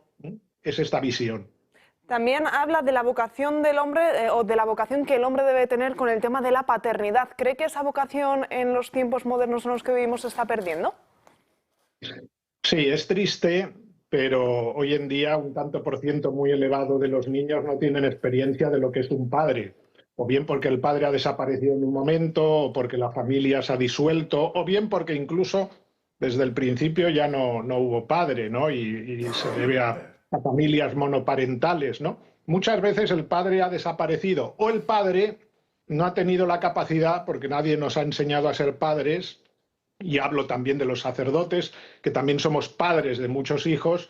El padre, por decirlo así, está en otras cosas, está en otra dinámica, en otra sintonía, está buscándose solo a sí mismo, sin darse cuenta del sentido vocacional de su paternidad, de la responsabilidad que tiene, ¿no?, de iniciar a su hijo, de tomarle de la mano, de enseñarle el sentido de la vida, de comunicarle no solo los valores, que sale muy barato hablar de valores, sino de crear en él las virtudes, ¿no?, y de hacerle crecer, en definitiva, también como hombre o como mujer. Eso es lo que el padre tiene la responsabilidad de hacer y que muchas veces ha abandonado tristemente, con consecuencias tremendas, en efecto, para la formación de muchos niños y jóvenes. Antonio José, aquí conmigo hay una serie de compañeros que también quiere dirigirse a usted con una pregunta. Rubén es uno de ellos. Hola, padre, buenos días. Pues no tenía el placer de conocerle, ni conocer este libro que para mí ahora pues pasa a ser referencia para leer. le quería hacer una pregunta. Entiendo que este libro subyace también una, o quizás no subyace, sino que está en plena superficie, una crítica necesaria al modernismo, ¿no?, que desgraciadamente apreciamos a día de hoy en alguna parte de la Iglesia Católica, ¿no? Sí. Bueno, primero la modernidad, que ha tenido unas consecuencias en la forma de pensar de la gente, ¿no? Es decir, el mismo concepto de hombre, de padre, hoy en día es muy difícil de entender. Y vuelvo a decir, es muy difícil de entender en efecto en la sociedad porque la ha sometido a un ataque terrible, ¿no?, a una ridiculización incluso el concepto de la paternidad, ¿no?, del padre fuerte, del padre protector, del padre que entrega su vida, ¿no? Bien. Pero no solo la modernidad, sino eso mismo que has dicho, esa modernidad que se introduce en la Iglesia muchas veces, lo hemos visto, todos somos testigos, y se ha convertido en esa herejía que se llamó el modernismo, ¿no?, y que ha tenido sus consecuencias. Hoy creo que nadie duda que tenemos una concepción de la fe católica como floja, ¿no?, como débil, como delicuescente, ¿no?, en el sentido de que parece que todo es emotividad, ¿no?, que hay que ser, pues eso, buenas personas, ser muy tolerantes, no exigir demasiado para que la gente vaya a la iglesia. En cambio, aquí lo que se pretende es precisamente lo contrario, es decir, que saquemos ese producto poderoso que siempre vendió, por decirlo así, en manos de la Iglesia, que es el Evangelio con todas sus consecuencias. Un Evangelio que exige violencia contra uno mismo para vencerse, para luchar, para transformar el mundo, para salvaguardar tu familia contra tantos ataques. Para eso se necesitan hombres firmes, robustecidos en la lucha ascética, en el sacrificio, en la mortificación, en el esfuerzo constante por vencerse a sí mismos. Son conceptos que hoy en día la sociedad no entiende, pero que tristemente, incluso dentro de la Iglesia, en no pocas ocasiones se han periclitado y se han guardado en la trastienda. No, es reconfortante escuchar a un sacerdote como usted, ¿no? Decía Marcel Lefebvre, ¿no?, en línea de lo que también usted dice, misas, no ferias. Y yo añado siempre, sacerdotes, no feriantes. Usted, desde luego, está en la categoría de sacerdote, que es algo muy importante y fundamental para mantener la tradición en la Iglesia Católica. Bueno, se trata un poco de eso, ¿no? Los sacerdotes no nos predicamos a nosotros mismos, porque por el conocimiento que pudiésemos tener de nada, de la ciencia, de la filosofía, de lo que fuese, no serviría, no salvaría a nadie. Predicamos a Cristo. Y ese es el producto poderoso que tiene la Iglesia, Jesucristo. Jesucristo clavado en la cruz. Jesucristo que entrega su vida, ¿no? O sea, es el producto que encaja en el corazón del hombre. Si el sacerdote está convencido que ese producto vende, que es aquello que por decirlo así, viene a sanar de verdad al hombre, entonces no tiene que preocuparse de ser ni un líder ni un gurú. Simplemente ha de predicar la fuerza del Evangelio de Cristo y con eso realmente toca el corazón de las personas. Es muy fácil ser sacerdote cuando te relajas y consideras esto, ¿no? Es decir, predica a Cristo, predica la verdad, predica la tradición católica y eso se va a vender perfectamente. Ahora, si te predicas a ti mismo y pretendes tú, de alguna manera, pues vender un producto nuevo, estás perdido. Absolutamente. Padre, la masonería también es otro de los temas del que le gusta hablar, del que le gusta divulgar sobre ello. Sí, en el canal StatCrux de YouTube empecé a hacer vídeos precisamente sobre temas de masonería, gnosticismo, esoterismo, etcétera, que fueron temas de estudio mío desde sacerdote muy joven, ¿no? Y realmente tiene mucha aceptación esos vídeos, ¿no? La gente tiene verdadero interés por el tema, ¿no? Sin caer ni en la leyenda negra de la masonería, pero tampoco evidentemente en la leyenda rosa, ¿no? Intentando ir pues realmente a los datos importantes para saber, bueno, que nuestra historia, tal como la conocemos hoy en día, que el paradigma que domina nuestra sociedad no se podría entender sin recurrir a la influencia que ha tenido la masonería y las políticas que ella ha promovido en los últimos 3 siglos. Creo que esto, la historia de España mismo, ¿no? No la podríamos entender sin la actuación en muchas ocasiones de la masonería. Hay momentos históricos y el paradigma que hoy en día domina nuestra sociedad indica que la masonería ha tenido un poder grande, ¿no?, que sigue teniéndolo, quizá de otra manera, pero que está ahí presente. Pues Padre Antonio José, muchísimas gracias como siempre por atendernos. Un verdadero placer tenerle en el programa y charlar en estos últimos minutos. Gracias. Muchas gracias a ustedes. Se acaba de unir a esta mesa de debate, a esta mesa de análisis, mi compañero Gabriel Serrano. Muy buenas tardes. Muy buenas tardes, Natalia. Un gusto volver. Sí. ¿Me has echado de menos, Franca? Y además he visto que el matrimonio te has sentado muy bien, porque, y la paternidad, porque has levantado una silla con un brazo, que me ha dejado impresionado, que no tengo... trasladando una silla que tiene, hombre, dirás que no pesa, pero pesa lo suyo, con un bracito así, acunar al niño, pues acunar al niño es lo que tiene. Lo ha comentado, lo ha Voy a comentado. plantear el matrimonio y la paternidad otra vez. La clave es la lactancia, pero bueno, eso es otro si me da debate. fuerza eso. Es otro debate ese. Vamos a ponernos serios porque el tema que nos traes, que nos vas a exponer en los próximos minutos, es para ello. Se trata de una ONG que nada más y nada menos promueve la muerte en aguas internacionales. Desarróllanos, cuéntanos en qué consiste. Antes hemos estado hablando un poco, habéis estado comentando también el tema de la libertad, ¿no? El Estado de Derecho, pues la función que tienen los propios gobiernos para con sus ciudadanos y por ende en muchos de esos casos lo que no hacen con ellos, ¿no? Hay una zona que es un tanto peligrosa, que son las fronteras, donde no hay ninguna ley, que es en este caso las aguas internacionales. No hay una ley común para todos, sino un barco, pues depende de la bandera que lleve, pues opera según la ley del país donde está. Más o menos las aguas internacionales a 200 millas náuticas, pues ahí ya la bandera del propio barco es de la ley que se haga en ese país, pues ese mismo barco es el país como si fuese una embajada flotante. Pues hay un libro que es bastante interesante, de un periodista de investigación que se llama el libro Océanos sin ley, viajes a través de la última frontera salvaje. El autor es Jan Urbina, que es periodista del New York Times, pues hace un análisis de todo lo que ocurre en estas fronteras, en estas aguas internacionales. Habla de los traficantes que operan, si ya en muchas zonas operan sin ley, pues imagínense ustedes lo que hacen allí, los comerciantes, pues diferente tráfico de personas. Y hay uno de los capítulos que este libro nos ha llegado a la redacción gracias a una compañera y lo he estado investigando un poco, pues habla de una ONG que se llama Women on Waves, Mujeres en Olas, y lo que hacen, que básicamente es con su barco, recogen clandestinamente a ciertas personas, pone el ejemplo de México, gente que quiere abortar.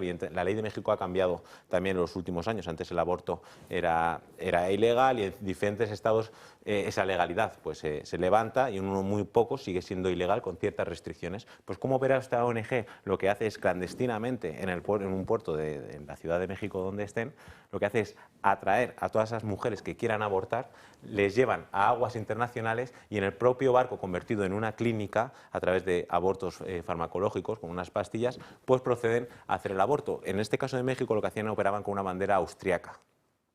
En muchos de los países, en Valencia, en 2008, de hecho llegó este barco al puerto y fue recibido pues aclamado. Ya sabemos cómo está la ley en España y cómo en este caso el gobierno socialista, como Zapatero, puso las diferentes enmiendas, se cambió la ley. Pues cómo operan este barco es atrapan a estas mujeres, las llevan a aguas internacionales porque en sus países de origen no pueden ejercer este aborto, que ellos lo llaman libertad, pero al final es un libro que si te metes de verdad cómo funciona la ONG, da bastante miedo cómo operan. Y el modus operandi, pues eso, en el aborto, donde es ilegal, les cogen, les llevan a aguas internacionales y proceden con ello.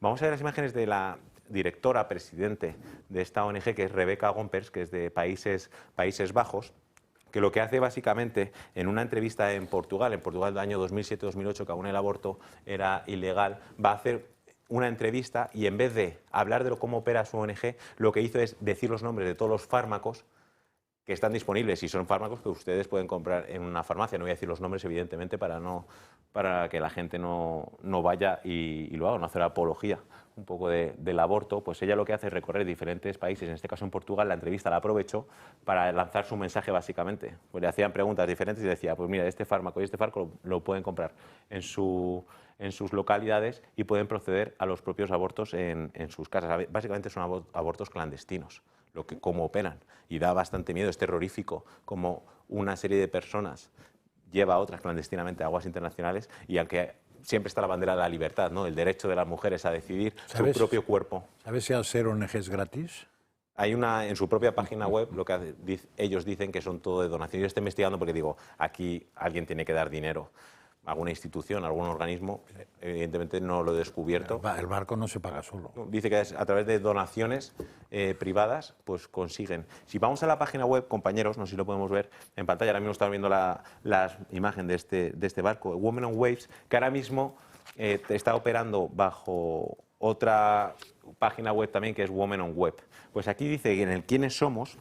Dices, Mujeres en Olas busca prevenir los abortos inseguros y empoderar a las mujeres para que ejerzan su derecho a la autonomía física y mental. Dice que confía en que las mujeres puedan realizar un aborto médico por sí mismas y garantizar su acceso a la información y al aborto médico mediante estrategias innovadoras. Pero en definitiva se trata de brindarles las herramientas para resistir las culturas y leyes represivas, lo que ellos dicen. Y una de las cosas más llamativas es cómo intentan operar en otros países donde el aborto es ilegal, pero ellos cómo actúan. Y en uno de los casos, una de las campañas que vamos a ver, dice, las campañas más conocidas implican viajes por mar, drones o robots. Y en estos drones abortistas que ellos tienen, dice que al igual que en otras campañas de la ONG, el robot abortista utiliza las diferentes legalidades del robot en los distintos países. Este robot está operado en Países Bajos, a lo mejor va a un país, en este caso, es un ejemplo, Polonia tiene las leyes bastante restrictivas con el tema del aborto, tiene ciertos supuestos en caso de riesgo grave para la madre, en caso de riesgo grave para el niño, en caso de violación, que cada país tiene ciertos puntos pequeños a leer. Pues uno de los ejemplos que hacen, lo operan desde Países Bajos, envían el robot, o en este caso drones, con las propias pastillas al país de origen, al país solicitado donde la mujer quiere abortar, y así es un modus operandi cómo lo envían. Es decir, ellos se basan en la legalidad, porque si el robot o el dron procede de Países Bajos, donde es legal el aborto, y aunque en Polonia sea ilegal, ese dron, que el país de origen es el Países Bajos, en este caso sí que se puede permitir, al igual que hacen con estos drones que transportan las píldoras farmacológicas abortivas de un país a mujeres de otro, utilizando diferentes, lo que he comentado un poco, las diferentes legislaciones y regulaciones. Dice, visibiliza la realidad de las mujeres en países donde el aborto está restringido, facilitando el acceso a las píldoras abortivas. Como mencionaba Francas, y la duda que tenía, que yo mismo me la hice, y dije, oye, esto es desconocido por muchas personas. Evidentemente sabemos cómo impera la ley en aguas internacionales, que bajo la bandera hay ciertos mecanismos, ciertas leyes que todo el mundo debe cumplir, pero aquí vemos como en caso de traficantes, en caso de barcos flotantes convertidos en clínicas abortivas, donde las mujeres, básicamente con una pastilla, pues corren ese riesgo y terminan con la vida. Y también esta es la fundadora, Rebecca Gompers, la de Países Bajos, es fundadora también de Aid Access, que es acceso a la ayuda, más o menos, y que es una organización que opera solo en Estados Unidos. Es bastante... Ellas en países donde no lleva el barco han sido expulsadas. En Guatemala fueron con el barco y nada más llegar al puerto el ejército de Guatemala cogió y les expulsó del país porque sabían las intenciones que tenían. A mí, cuando he estado leyendo un poco la historia e investigando un poco con el libro y la información que tienen ellos en su página web, operan con una absoluta libertad, pero que ellos mismos el concepto de libertad lo tienen mal usado, mal transformado, y todo está bajo la bandera del feminismo, todo está bajo la bandera de decisión del cuerpo, decisión del aborto. Pues si quieres abortar, también ellos no abortan a un niño, o por ejemplo, si la mujer está en el mes séptimo de embarazo, ellos no abortan, son las primeras 7 semanas. Pero aún así, son ciertos temas que no se conocen, no se habla muchísimo, que tienen un proceso de investigación detrás que a veces da miedo incluso descubrir lo que pasa. En este caso el tema de los abortos. Hay también otro capítulo dedicado al tráfico de personas y cómo la gente, esas leyes internacionales que no opera nadie solamente bajo una bandera, pues ocurren este tipo de cosas. Sorprendente, alarmante y para horrífico. Sí, pero has investigar, analizar y denunciar. Has dicho una cosa como si fuera un eximente y no es un eximente. Claro. O sea, el que no aborten a partir de cierto tiempo... Asesinar es asesinar. No. Yo lo que digo es que cómo operan ellos, que ellos no cogen a una mujer... Yo simplemente he dicho su modus operandi, evidentemente no exime, pero lógicamente. Que como si tuvieran límites. Hombre, el límite es la química. Es decir, si son abortos de pastillas médicas, Pues esto funciona cuando funciona, no funciona cuando un tío tiene 9 meses. Totalmente. Con lo cual no es que pongan un límite a su actuación, sino que, como por lo que he entendido yo, porque has dicho unos médicos como un quirófano sin quirofanía, o sea, porque no es una provocan abortos. flotante, claro, has hablado no de el quirófano, camarote está sino preparado como si fuera clínica para pastillas, o sea, una clínica para pastillas que es una butaca, ¿o qué? Porque para tomar pastillas no hace falta mucha historia, y como te pase algo ahí, a todos a correr, o tienen también un quirófano por si pasa algo, porque está a veces el barco como preparado. a veces la química traiciona, te puede dar un problema. Hombre, es que asesinar a un niño en el vientre materno, pues sí, tiene algunas cuestiones. No, pero eso asesinar a un niño, aunque tenga semanas, aunque tenga días, es asesinar. Y el procedimiento químico, lo que es como un relajante psicológico, no hay nada, es al principio. Lo que intentan decirte, que es un grupo de células, que aquello no es nada.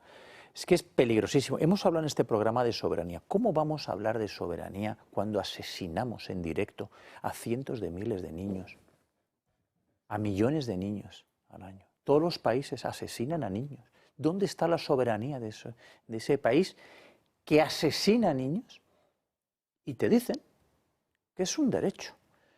Y han conseguido permeabilizar y llegar, por ejemplo, a espectros políticos como el del Partido Popular, donde hay dirigentes del Partido Popular que te dicen que abortar es un derecho, que se echan para atrás cuando Vox consigue introducir medidas en favor de la cultura de la vida, y cuando la izquierda los descubre, como el cobarde del alcalde de la Ciudad de Madrid, te dice que sí, que es un derecho, que no, pues se puede ir contra el derecho. ¿Pero qué derecho? Lo que has contado es terrorífico. Ya es que da miedo. Cuando yo hablo del demonio y del diablo, yo os digo muchas veces, no es en broma, es que aquí vemos la huella del diablo, que no es un señor con rabo y cuernos. Es un mal que fluctúa y llega a las conciencias, ¿no? Y a las personas. Os recomiendo una película que se llama Nefarious, que está en castellano y está en Amazon. Y habla, ¿no? Es una película muy buena con una orientación muy interesante, ¿no? Que te dice un preso que va a morir y está poseído por el demonio. Y va contando cosas. Y cuando habla del aborto, yo recomiendo esa parte de la película, que es extraordinario, ¿no? Terrorífico lo que has contado, inaudito que esto se pueda hacer, que se pueda permitir y celebrar, porque el problema ya no es que están en modo clandestino, es que están, como tú has dicho, recibidos en el puerto de Valencia, como si fueran libertadores. A mí me llama mucho la atención la imaginación de los criminales, que no tiene límites. Es decir, por supuesto que es un asesinato. Es decir, hay madres que matan a los hijos en su vientre. Bien, eso allá ellas. Aquí el problema estriba en que esto no cuela. Es decir, han dicho un par de... Primero, esto no es un barco, esto es una chalupa. Si es cierta esa fotografía, esto, vamos a ver, tiene 12 metros de eslora. ¿Cómo que alta mar, no sé qué? Tiene usted unos riesgos. Esto se hunde. Se hunde de una u otra manera, pero se hunde. Y lo segundo, lo de las 7 semanas. Mire usted, mire, para que alguien sepa que está embarazado, normalmente, embarazada quiero decir, pues transcurre un tiempo. Tendrás que esperar a la primera falta. La primera falta ya son, en principio, 4 meses. Puede ser menos, más no. Y entonces, claro, te quedan 3 semanas. O sea que una vez lo sabes, tomas la decisión y encuentras que... Mire, esto no cuela en absoluto, no cuela. Y segundo, lo de los drones. Vamos a ver. Usted no opera un dron desde los Países Bajos hasta la frontera polaca. No es posible. Es decir, no hay cáscaras. Aparte de que, por supuesto, si las autoridades polacas quieren acabar con esto, no lo están teniendo fácil con esas mismas operativas que está haciendo Bielorrusia, con otro tipo de razones y argumentos, y tampoco lo tendrían fácil, pero el tiro al dron es una cosa sencillísima. Y, por supuesto, el bloqueo de las señales de radio desde donde sea que se manipula el dron, que desde luego no es desde Ámsterdam, pues también está muy fácil. Y luego se llama al señor embajador porque parece que estamos aquí diciendo, no, es que esto es la libertad. Digo, mire usted, esto se está operando, que no puede ser, pero en fin, desde Holanda, señor embajador, venga usted aquí. Mire, tiene usted 48 horas para terminar esto. Y si no, llamaremos a nuestro embajador, ya se sabe los procedimientos que utilizan los diplomáticos, que son 2 países de la Unión Europea. Toma, claro, ¿y qué? Un tema amplísimo que da para mucho más debate, que desde aquí condenamos, pero manda la publicidad. Gabriel Serrano, un placer de nuevo tenerte con nosotros y sobre todo por traernos estos temas tan espeluznantes, pero que son necesarios conocer. Nos vamos a ir rápidamente a la última pausa publicitaria y enseguida seguimos aquí en Dando Caña. Muchas personas empiezan a notar dolor, rigidez o molestias en sus articulaciones sin imaginar que podrían ser los primeros signos de artrosis, una enfermedad muy común que avanza de forma silenciosa. Quizás seas tú una de esas personas, una de los más de 7 millones que lo padecen en nuestro país. Es común pensar que estos síntomas son cosas de la edad, pero no debemos aceptarlo como algo normal. La artrosis es una enfermedad que puede mermar nuestra calidad de vida desde etapas tempranas y no tiene por qué definir nuestro día a día. Reconocerla es fundamental para buscar soluciones que mejoren la calidad de nuestra vida. Aunque no tiene cura, existen tratamientos innovadores como los de Protege tu Vida que pueden reducir notablemente los síntomas sin necesidad de desplazarse. Adolfo Albisturés, promotor de Protege tu Vida, ¿qué tal? Muy buenas tardes. Muy buenas tardes, Natalia. Pues cuéntanos, porque tenemos una serie de aparatos, una serie de ayudas directamente para todas aquellas personas que empiezan a tener estos primeros síntomas de la artrosis. Eso es. Además, la artrosis hay que mirarla desde dos puntos de vista. Uno es el del dolor, ¿no? Que es algo que claro, provoca inflamación y las personas tienen dolor y eso, pues vivir con dolor es bastante fastidiado, con lo cual lo tenemos que solucionar. Y hay personas que dicen, bueno, pero yo, bueno, pues más o menos, no, me duele, pero me aguanto. Y ya no es solamente eso, es que la artrosis no va a parar, o sea, quiero decir que es un proceso degenerativo, que el cartílago se va perdiendo, que las articulaciones, digamos, los huesos se van acercando y hay personas incluso que, bueno, lo hemos visto, que los dedos de las manos se van anquilosando, se tuercen, también la espalda, ¿no? Provoca que se vaya encorvando la persona, ¿no? Bueno, pues todas estas cosas son las que tenemos que intentar evitar, no curándolas, pero sí tratándolas.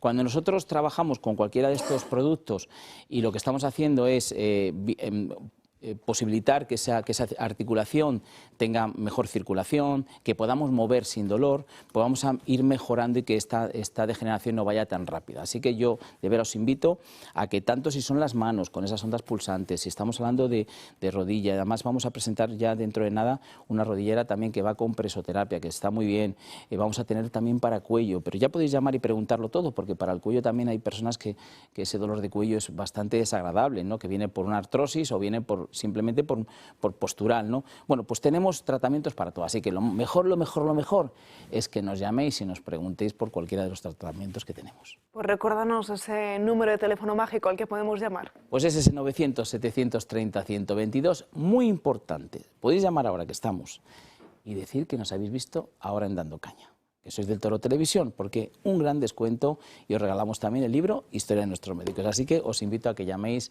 lo antes posible.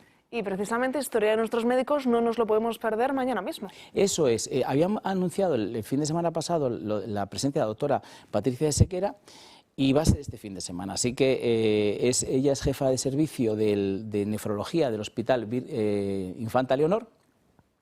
Y vamos a tratar de la nefrología cosas muy interesantes, por ejemplo, la diálisis que se puede hacer ahora en casa, con esa diálisis peritoneal, es decir, que podemos hacer en casa y está muy bien para no tener que estar yendo al hospital. Y vamos a tratar también los trasplantes. El trasplante de riñón tiene una diferencia con los otros trasplantes, que se hace con la persona viva, ¿no? O sea, hay personas que ceden, se puede vivir sin un riñón y ceden su riñón, a lo mejor de un padre a un hijo o un hermano. Y fíjate también, Natalia, que si tú cedes un riñón y esa otra persona no es compatible contigo, se lo quieres ceder a tu hijo y no es compatible, ese riñón queda cedido y le viene ese riñón a tu hijo, aunque no sea compatibilidad. Es decir, el tema de los trasplantes de riñón funciona así. Es decir, yo entrego mi riñón y mi hijo va a tener un riñón.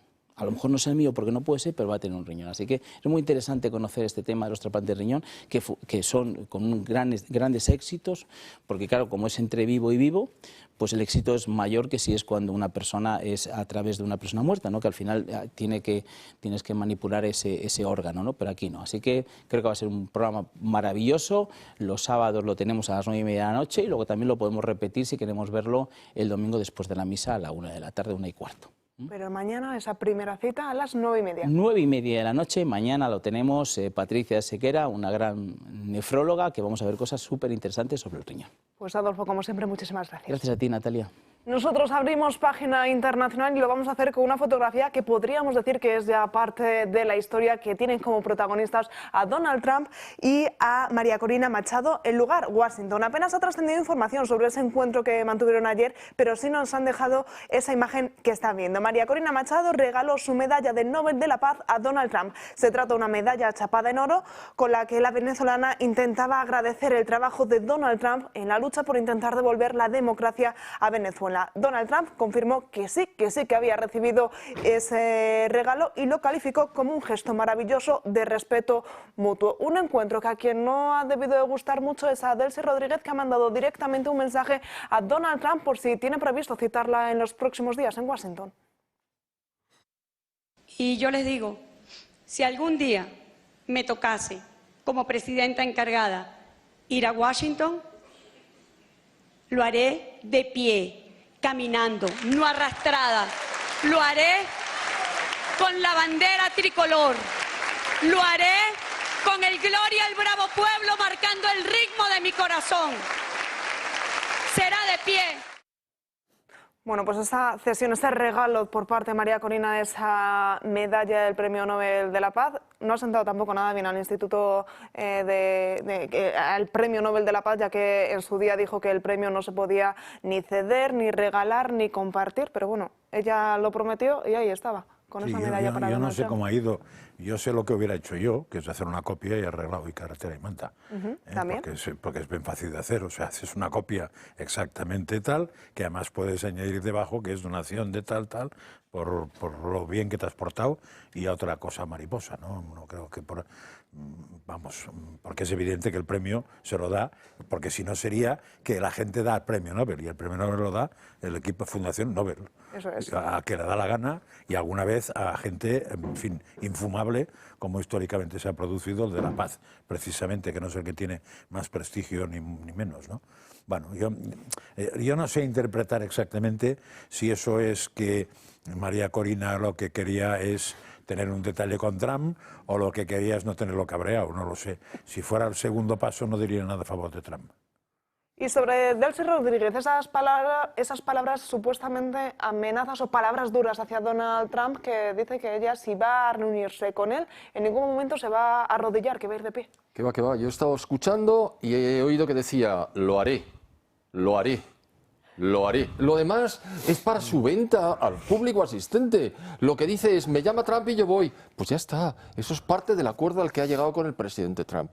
Y lo demás, pues hija mía, tendrás que envolver el mensaje, pero eso es lo que ha hecho. Iré de pie, no me cuente batallas, irá. Ya está. Rubén. Irá donde la manden a esa asesina, secuestradora, torturadora, corrupta y ladrona. Porque si no vas donde te digan o haces lo que te digan, vas a ir a Estados Unidos. Pero como ha ido Maduro. Las relaciones internacionales, yo soy profesor de relaciones internacionales, tienen un componente de realpolitik, política real. Y esto ha sido una gran lección de política real. Claro que todos deseamos que María Corina Machado sea presidente de Venezuela, y lo será, en el plazo de este año, por cierto. Todos deseamos que los asesinos chavistas comunistas paguen muy caro todo el daño que han hecho. Pero en su momento la administración Trump evalúa que el equipo de María Corina Machado a día de hoy no tiene capacidad operativa plena en el territorio venezolano. Y entonces esto implicaría un despliegue de tropas estadounidenses para apoyarla a ella mientras se produce esa transición. Entonces lo que se hace es decir, bueno, con algún resto del régimen pactamos su disolución. Lo están haciendo evidentemente a punta de pistola, porque con asesinos y criminales como Delcy Rodríguez, Diosdado Cabello o Padrino López, solo cabe punta de pistola. Entonces, se disolverán y muchos de ellos terminarán pagando por sus crímenes. Puede que alguno escape, pero la mayoría de ellos, tened por seguro que van a terminar pagando por sus crímenes, y que María Corina Machado, que ayer el presidente Trump dijo es persona maravillosa, ha pasado por muchísimo, será presidente de Venezuela, y lo hará en un país razonablemente estabilizado por la administración Trump.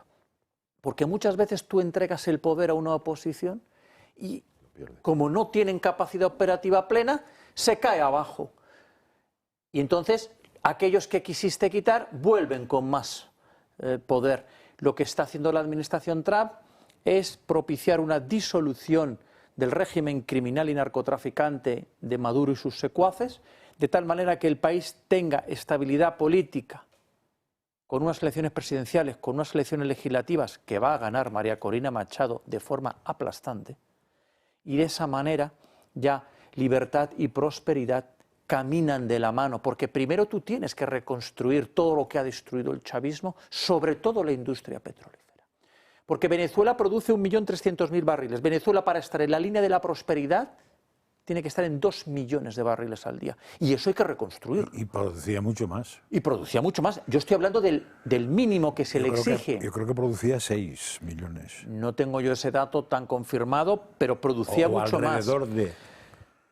Pero lo que necesitas es estar al menos en 2 millones. Rubén, te voy a interrumpir porque nos tenemos que ir en directo hasta INSA, en Huesca, porque allí está hablando Santiago Abascal. Tantos jóvenes que dejan Aragón, y son los problemas a los que les ha condenado el bipartidismo, que también el Partido Popular y el Partido Socialista se comportan de tal manera que acaban resultando ser lo mismo. Y denunciaba uno de los principales problemas que nos estamos encontrando, y ahora mismo, según caminaba por estas cuestas de Ainsa, me lo decía una señora cuando hablaba de sus hijos y de sus nietos, refiriéndose a todos los jóvenes que tienen que abandonar Aragón. 6.000 jóvenes al año dejan esta tierra, y algunos lo harán voluntariamente porque quieren conocer otros lugares de España o del mundo, pero otros muchos lo hacen por la falta de oportunidades, lo hacen porque en sus barrios se degrada la convivencia como consecuencia de la inmigración ilegal, lo hacen por las dificultades de acceder a la vivienda, lo hacen por los bajos salarios, y se encuentran que los políticos no dan respuestas. Y por eso nosotros estamos aquí intentando cambiar ese rumbo y denunciando el principal problema que tienen los aragoneses, que es el mismo del resto de los españoles. Es la estafa bipartidista que comparte las mismas políticas y que condena a la ruina y a la inseguridad. Y me veo la obligación de insistir. Esta foto tendremos de nuevo la foto perfecta, la foto más nítida de la estafa bipartidista en el búnker de la Moncloa, donde se reunirán el señor Feijóo y el señor Pedro Sánchez, y probablemente coincidirán con la policía judicial llamando a la puerta y diciéndole a la familia de Sánchez que se rinda y que entregue los pasaportes que está pidiendo el juez, y que la familia de Sánchez, con una sensación de impunidad, se niega a entregar al juez. Esa es la realidad. Lo dicho, algunos seguirán hablando de los problemas lejanos, de problemas inventados, y nosotros vamos a seguir recorriendo Aragón y hablando de los problemas reales de la gente, que son los que nos cuentan en cada esquina que nos paran. Ayer daba a conocer el decálogo del Partido Popular contra Vox y subrayaba la neolengua que hacía referencia. ¿Cree que los políticos han perdido la conexión con la gente, y de ahí viene también el relance de Vox? Pues creo que el modo de hablar de los políticos es realmente incomprensible para la mayoría de los ciudadanos, y yo ayer veía ese argumentario que solo utilizaba palabrejas difíciles de comprender y sobre todo carentes de significado. Gestión, gobierno fuerte, bueno, pero ¿eso qué significa? ¿Qué concreción hay en esas palabras? Lo que queremos son respuestas para el problema de acceso a la vivienda. Queremos respuestas para que nos digan cómo se va a resolver un problema que ha ido produciéndose durante los últimos 40 años, cuando vemos que nuestros padres, nuestros abuelos podían acceder a una vivienda, y hoy los jóvenes ni siquiera sueñan con que un banco les pueda conceder un crédito. O sea, no sueñan ni siquiera con poder alquilar esas viviendas. ¿Qué ha pasado exactamente para que eso ocurra? Lo que ha pasado es que se ha especulado mucho con el suelo, lo han hecho también las instituciones públicas. Ha ocurrido que han puesto todo tipo de cargas fiscales a la vivienda, que es un bien de primera necesidad. ¿Qué ha pasado para que la gente en el campo ya no pueda prosperar como lo hacía antes? Pues que han impuesto unas políticas verdes, unas políticas del fanatismo climático que hacen invivible la prosperidad en el campo, que dificultan la transferencia de los negocios familiares, que condenan a los agricultores y a los ganaderos a la burocracia, a la competencia desleal de productos que entran desde fuera. Ahora todos aplauden como focas el acuerdo de Mercosur. El acuerdo de Mercosur es una ruina para la agricultura y para la ganadería española. Queremos hablar de esas cosas y no escucharles decir tonterías y palabras que nadie entiende. Gestión. ¿Qué es lo que quieren gestionar? La ruina, la inseguridad a la que nos han condenado. gestionar la incapacidad de acceder a la vivienda. Queremos respuestas, queremos soluciones, nosotros las estamos proponiendo y estamos sobre todo escuchando. Estamos visitando cada rincón de Aragón, no estamos yendo a las ciudades a soltar un mitin a 3.000 personas, a que nos aplaudan y nos largamos. No, estamos yendo a cada pueblo anunciando que vamos, se acerca todo el que quiere, cualquiera se acerca a nosotros, nos dice cuáles son sus problemas, no siempre nos dicen lo que nos gusta oír, no siempre están de acuerdo con nosotros, pero realmente estamos escuchando las preocupaciones de la gente y creo que esa es una buena receta para que luego no hablemos los políticos con esas palabrejas que no entiende nadie y que no dan respuestas a nadie. Santiago, ha hablado usted de inmigración, cada vez más españoles se ven obligados a esto y ayer, sin embargo, Pedro Sánchez mencionaba que no solo vienen inmigrantes, sino que hace falta que vengan muchísimos más. ¿Qué le parecen estas palabras, seguramente en referencia a ustedes? Bueno, me parece una demostración de la traición del gobierno de España a los españoles, a España y a los intereses de la juventud española. Pero yo creo que lo que le ocurre a Pedro Sánchez es que como no puede andar por la calle, como no le gusta el pueblo español, lo que quiere hacer es sustituirlo. Y quiere que los españoles tengan que emigrar, se vayan a otros lugares porque aquí no tienen perspectivas y que vengan otros, a los que rápidamente regularizan, aunque vengan ilegalmente, a los que rápidamente dan ayudas sociales, a los que rápidamente dan la nacionalidad española, aunque no sepan ni hablar nuestra lengua, muchos de los cuales vienen a vivir de las ayudas sociales que no llegan a los ciudadanos españoles, pero que pretenden regularizarlos para incorporarlos al censo electoral y que voten a Pedro Sánchez.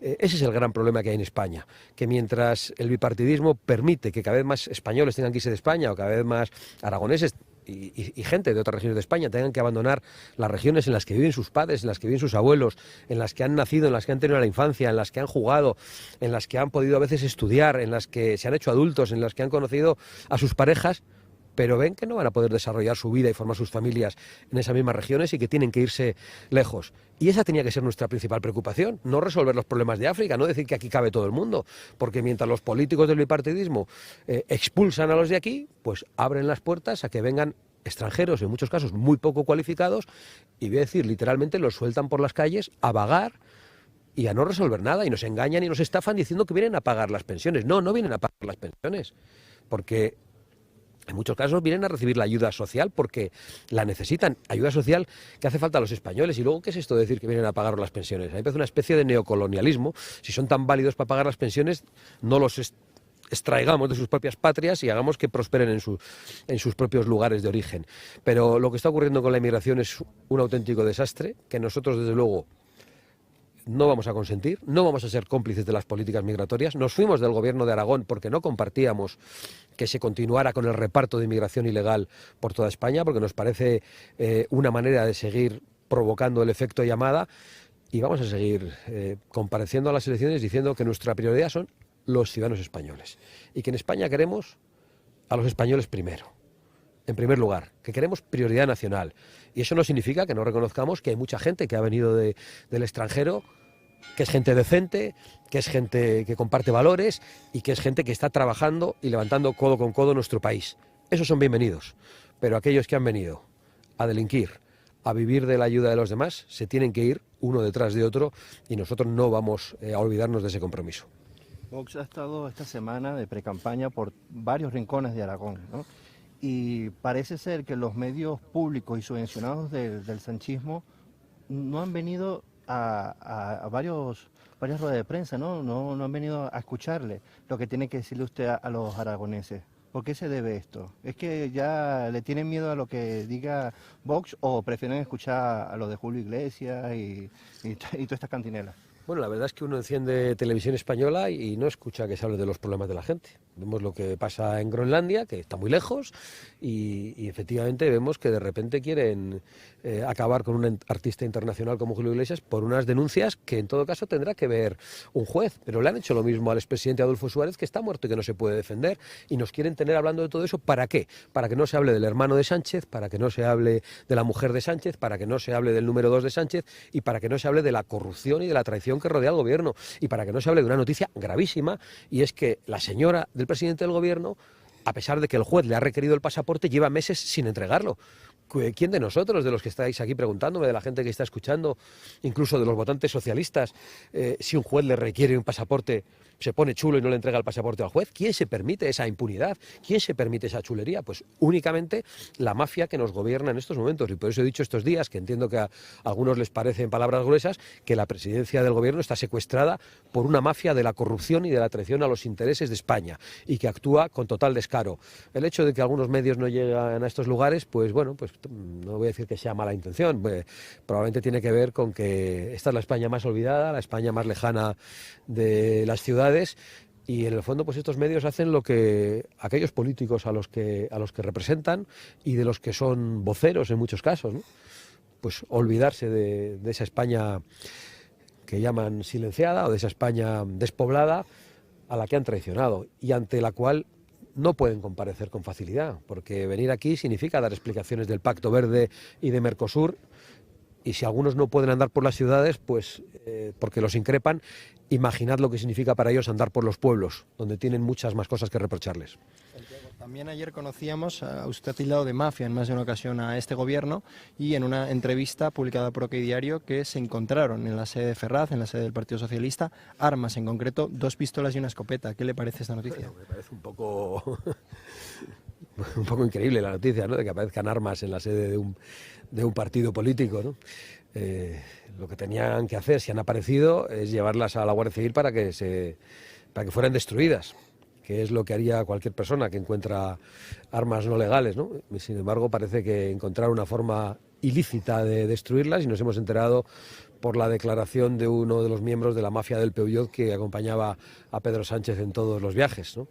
Me sorprende que haya armas en la sede del Partido Socialista, pero bueno, no nos olvidamos también que a lo largo de la historia el Partido Socialista ha tenido cierta afición a las armas y a los golpes de Estado, pero imagino que no serán de aquella época. Bueno. Yo quisiera ahondar en esto. Usted como líder, ¿se le pasaría por la cabeza ordenar algo así? ¿Se encuentra algo? Lo digo por contextualizarlo. ¿En qué país estamos? Le pregunto, don Santiago Abascal.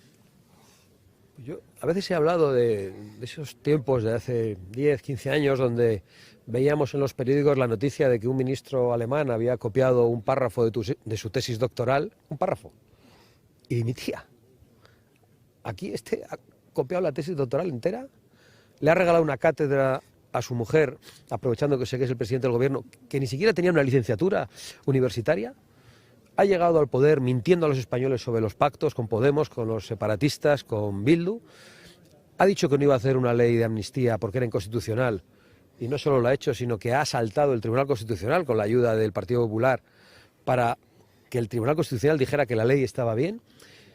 Se han corrompido hasta las cejas. Llegaron con una moción de censura presentada por Ábalos, que tenía la bandera de la lucha contra la corrupción y de la bandera de la lucha feminista, y se han corrompido a más no poder, y han convertido a España en una sociedad insegura para las mujeres, una sociedad en la que las violaciones de mujeres se han multiplicado por 3, porque claro, han puesto a violadores en la calle y a los que no estaban en las cárceles se han dedicado a importarlos desde fuera, y sin embargo no dimiten. ¿Por qué no dimiten? ¿Por qué no dan la cara? Pues porque creo que el camino que les espera inmediatamente después de abandonar el poder es muy duro, es el camino del banquillo, es el camino de asumir responsabilidades ante los jueces.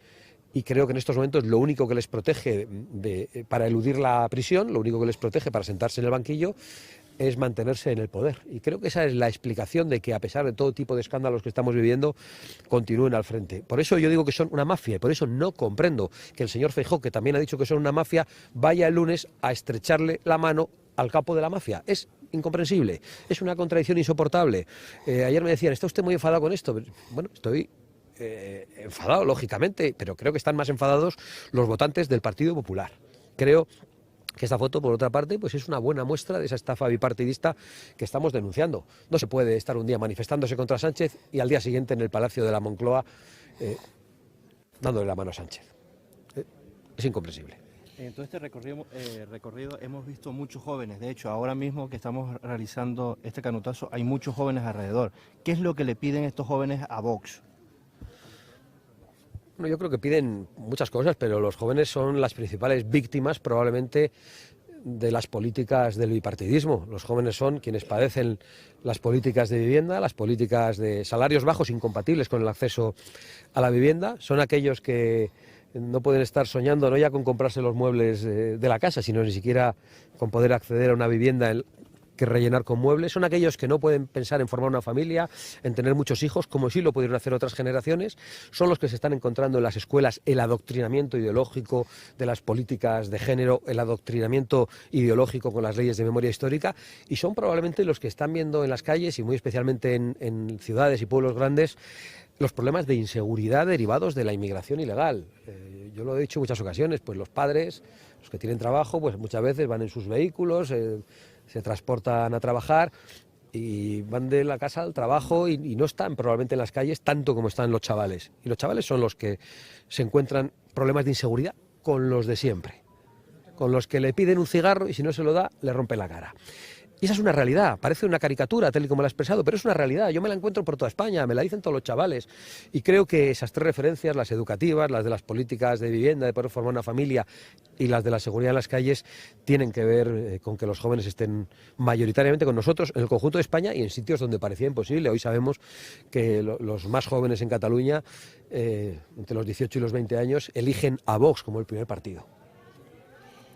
Muchas gracias. Bueno, muchas gracias, muy amables.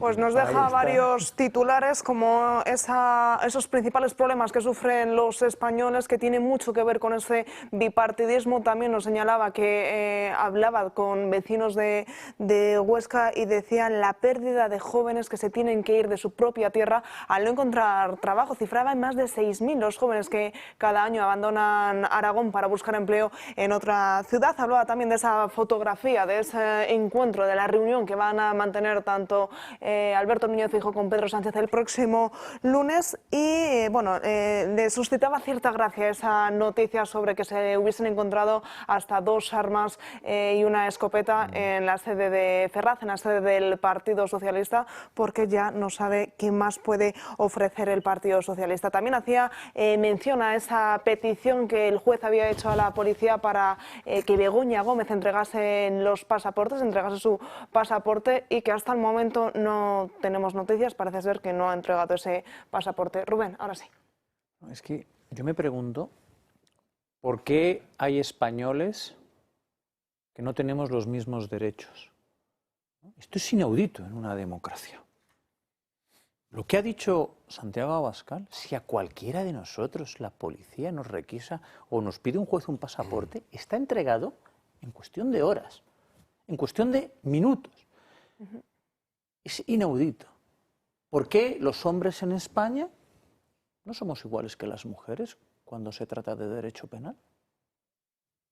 ¿Por qué hay una pseudo teoría del género que dice que los hombres somos culpables de antemano? Y esto está respaldado jurídicamente, que esto es lo gravísimo, ¿no? Y lo que señala ahora Santiago Abascal, ¿cómo es posible que la familia del presidente se mueva con la impunidad que lo hace? Que el Partido Socialista se mueva con la impunidad que lo hace. Y a todo esto, el Partido Popular le va a rendir pleitesía en el búnker de la Moncloa. ¿Qué espera el Partido Popular para llevar a comisión parlamentaria al hermano de Pedro Sánchez, a la mujer de Pedro Sánchez, al expresidente Rodríguez Zapatero, a las hijas de Rodríguez Zapatero? ¿Qué espera? Pues nada, porque no lo hará, porque el Partido Popular sigue creyendo, y esto también lo ha señalado Santiago Abascal, ellos van a heredar el poder, como han hecho tradicionalmente, que el caos del socialismo pues, te lleva a heredar el poder sin ningún compromiso, responsabilidad, ni nada más que heredar para montar el tinglado popular. Pero claro, desde hace unos años, ya más de 10, hay un partido como Vox que complica el tinglado. Y electoralmente, a cada elección lo sigue complicando más, porque es un partido con el que no se puede contar Vox para los tinglados del Partido Popular y del Partido Socialista. Por cierto, os hago un update. El alcalde de Móstoles se acaba de autonombrar concejal de Cultura. Esto es el tinglado que hay entre la mafia socialista y la estafa popular. Y todas las elecciones, fijaros qué mal les están saliendo, ¿no? Cuando la abortista de María Guardiola convoca elecciones para desprenderse de Vox y ahora serán más de 2 tazas, no querías caldo, toma más de 2 tazas ahora, te vendrá bien porque es un caldo reconstituyente. El caldo patriótico y de valores de Vox es un caldo reconstituyente, te vendrá bien. Y fíjate lo que hicieron, ¿no, Natalia? Aragón, elecciones, Castilla y León, elecciones, porque creían, ellos en sus mentes se creen sus encuestas, que son falsas. Están hechas para crear opinión, no para reflejar opinión. Pero lo hacen tan bien que hasta se lo creen. Y dicen, presidenta, presidente, lo tenemos hecho, Vox se hunde, tú vas a ser con mayoría absoluta. Y ahí tenemos. Extremadura, agua. Aragón y Castilla y León, lo único que dicen es que Vox sube absolutamente y el Partido Popular, que no quería depender de Vox, dependerá mucho más de Vox si es que Vox no gana las elecciones. Francas, te voy a dar la palabra, pero antes déjame contar una última hora que nos acaba de llegar, que es el Tribunal Supremo celebrará el próximo 6 de febrero, otra cita que tenemos que marcar en rojo, una audiencia previa del juicio contra Ábalos que se prevé que empiece en abril. Ya saben, todavía no está fijada esa fecha para ese juicio contra Ábalos y contra Koldo García. Ese día se revisarán los recursos de las defensas solicitando la nulidad del juicio. Ya saben, ayer la Fiscalía se opuso por completo a la puesta en libertad de Ábalos y Koldo García al considerar que persiste el riesgo de fuga. Como decíamos, esa última hora pasa porque el Supremo celebrará el próximo 6 de febrero una audiencia previa y está previsto, barajan el próximo mes de abril, inicios del próximo mes de abril, para comenzar con ese juicio que podría extenderse durante un mes. A todo eso hay otra novedad junto en eso, que es que el abogado de Ábalos, que es nuevo, va a pedir que se retrase el juicio para poderse preparar. Con lo cual es probable que las fechas se muevan un poco. Entonces, yo quería preguntar, me ha parecido una pregunta muy interesante, que no era una pregunta, la que le ha hecho el periodista diciendo que es curioso que las grandes televisiones no llegan hasta aquí en ese tipo de encuentros, con lo cual no sabrá nadie lo que usted ha dicho. ¿Y tienes respuesta o no tienes respuesta? Porque necesito brevedad, que nos quedamos sin tiempo. Sí, que da igual, porque lo importante en esos pueblos son los vecinos del pueblo. Las televisiones, mientras den un día... Y para nosotros los importantes son todos ustedes. Hasta aquí el programa de hoy. Disfruten de este fin de semana, abríguense, que ya saben que viene mucho frío para los próximos días, y les veo el lunes, como siempre, aquí a partir de las 12 del mediodía. Hasta el lunes.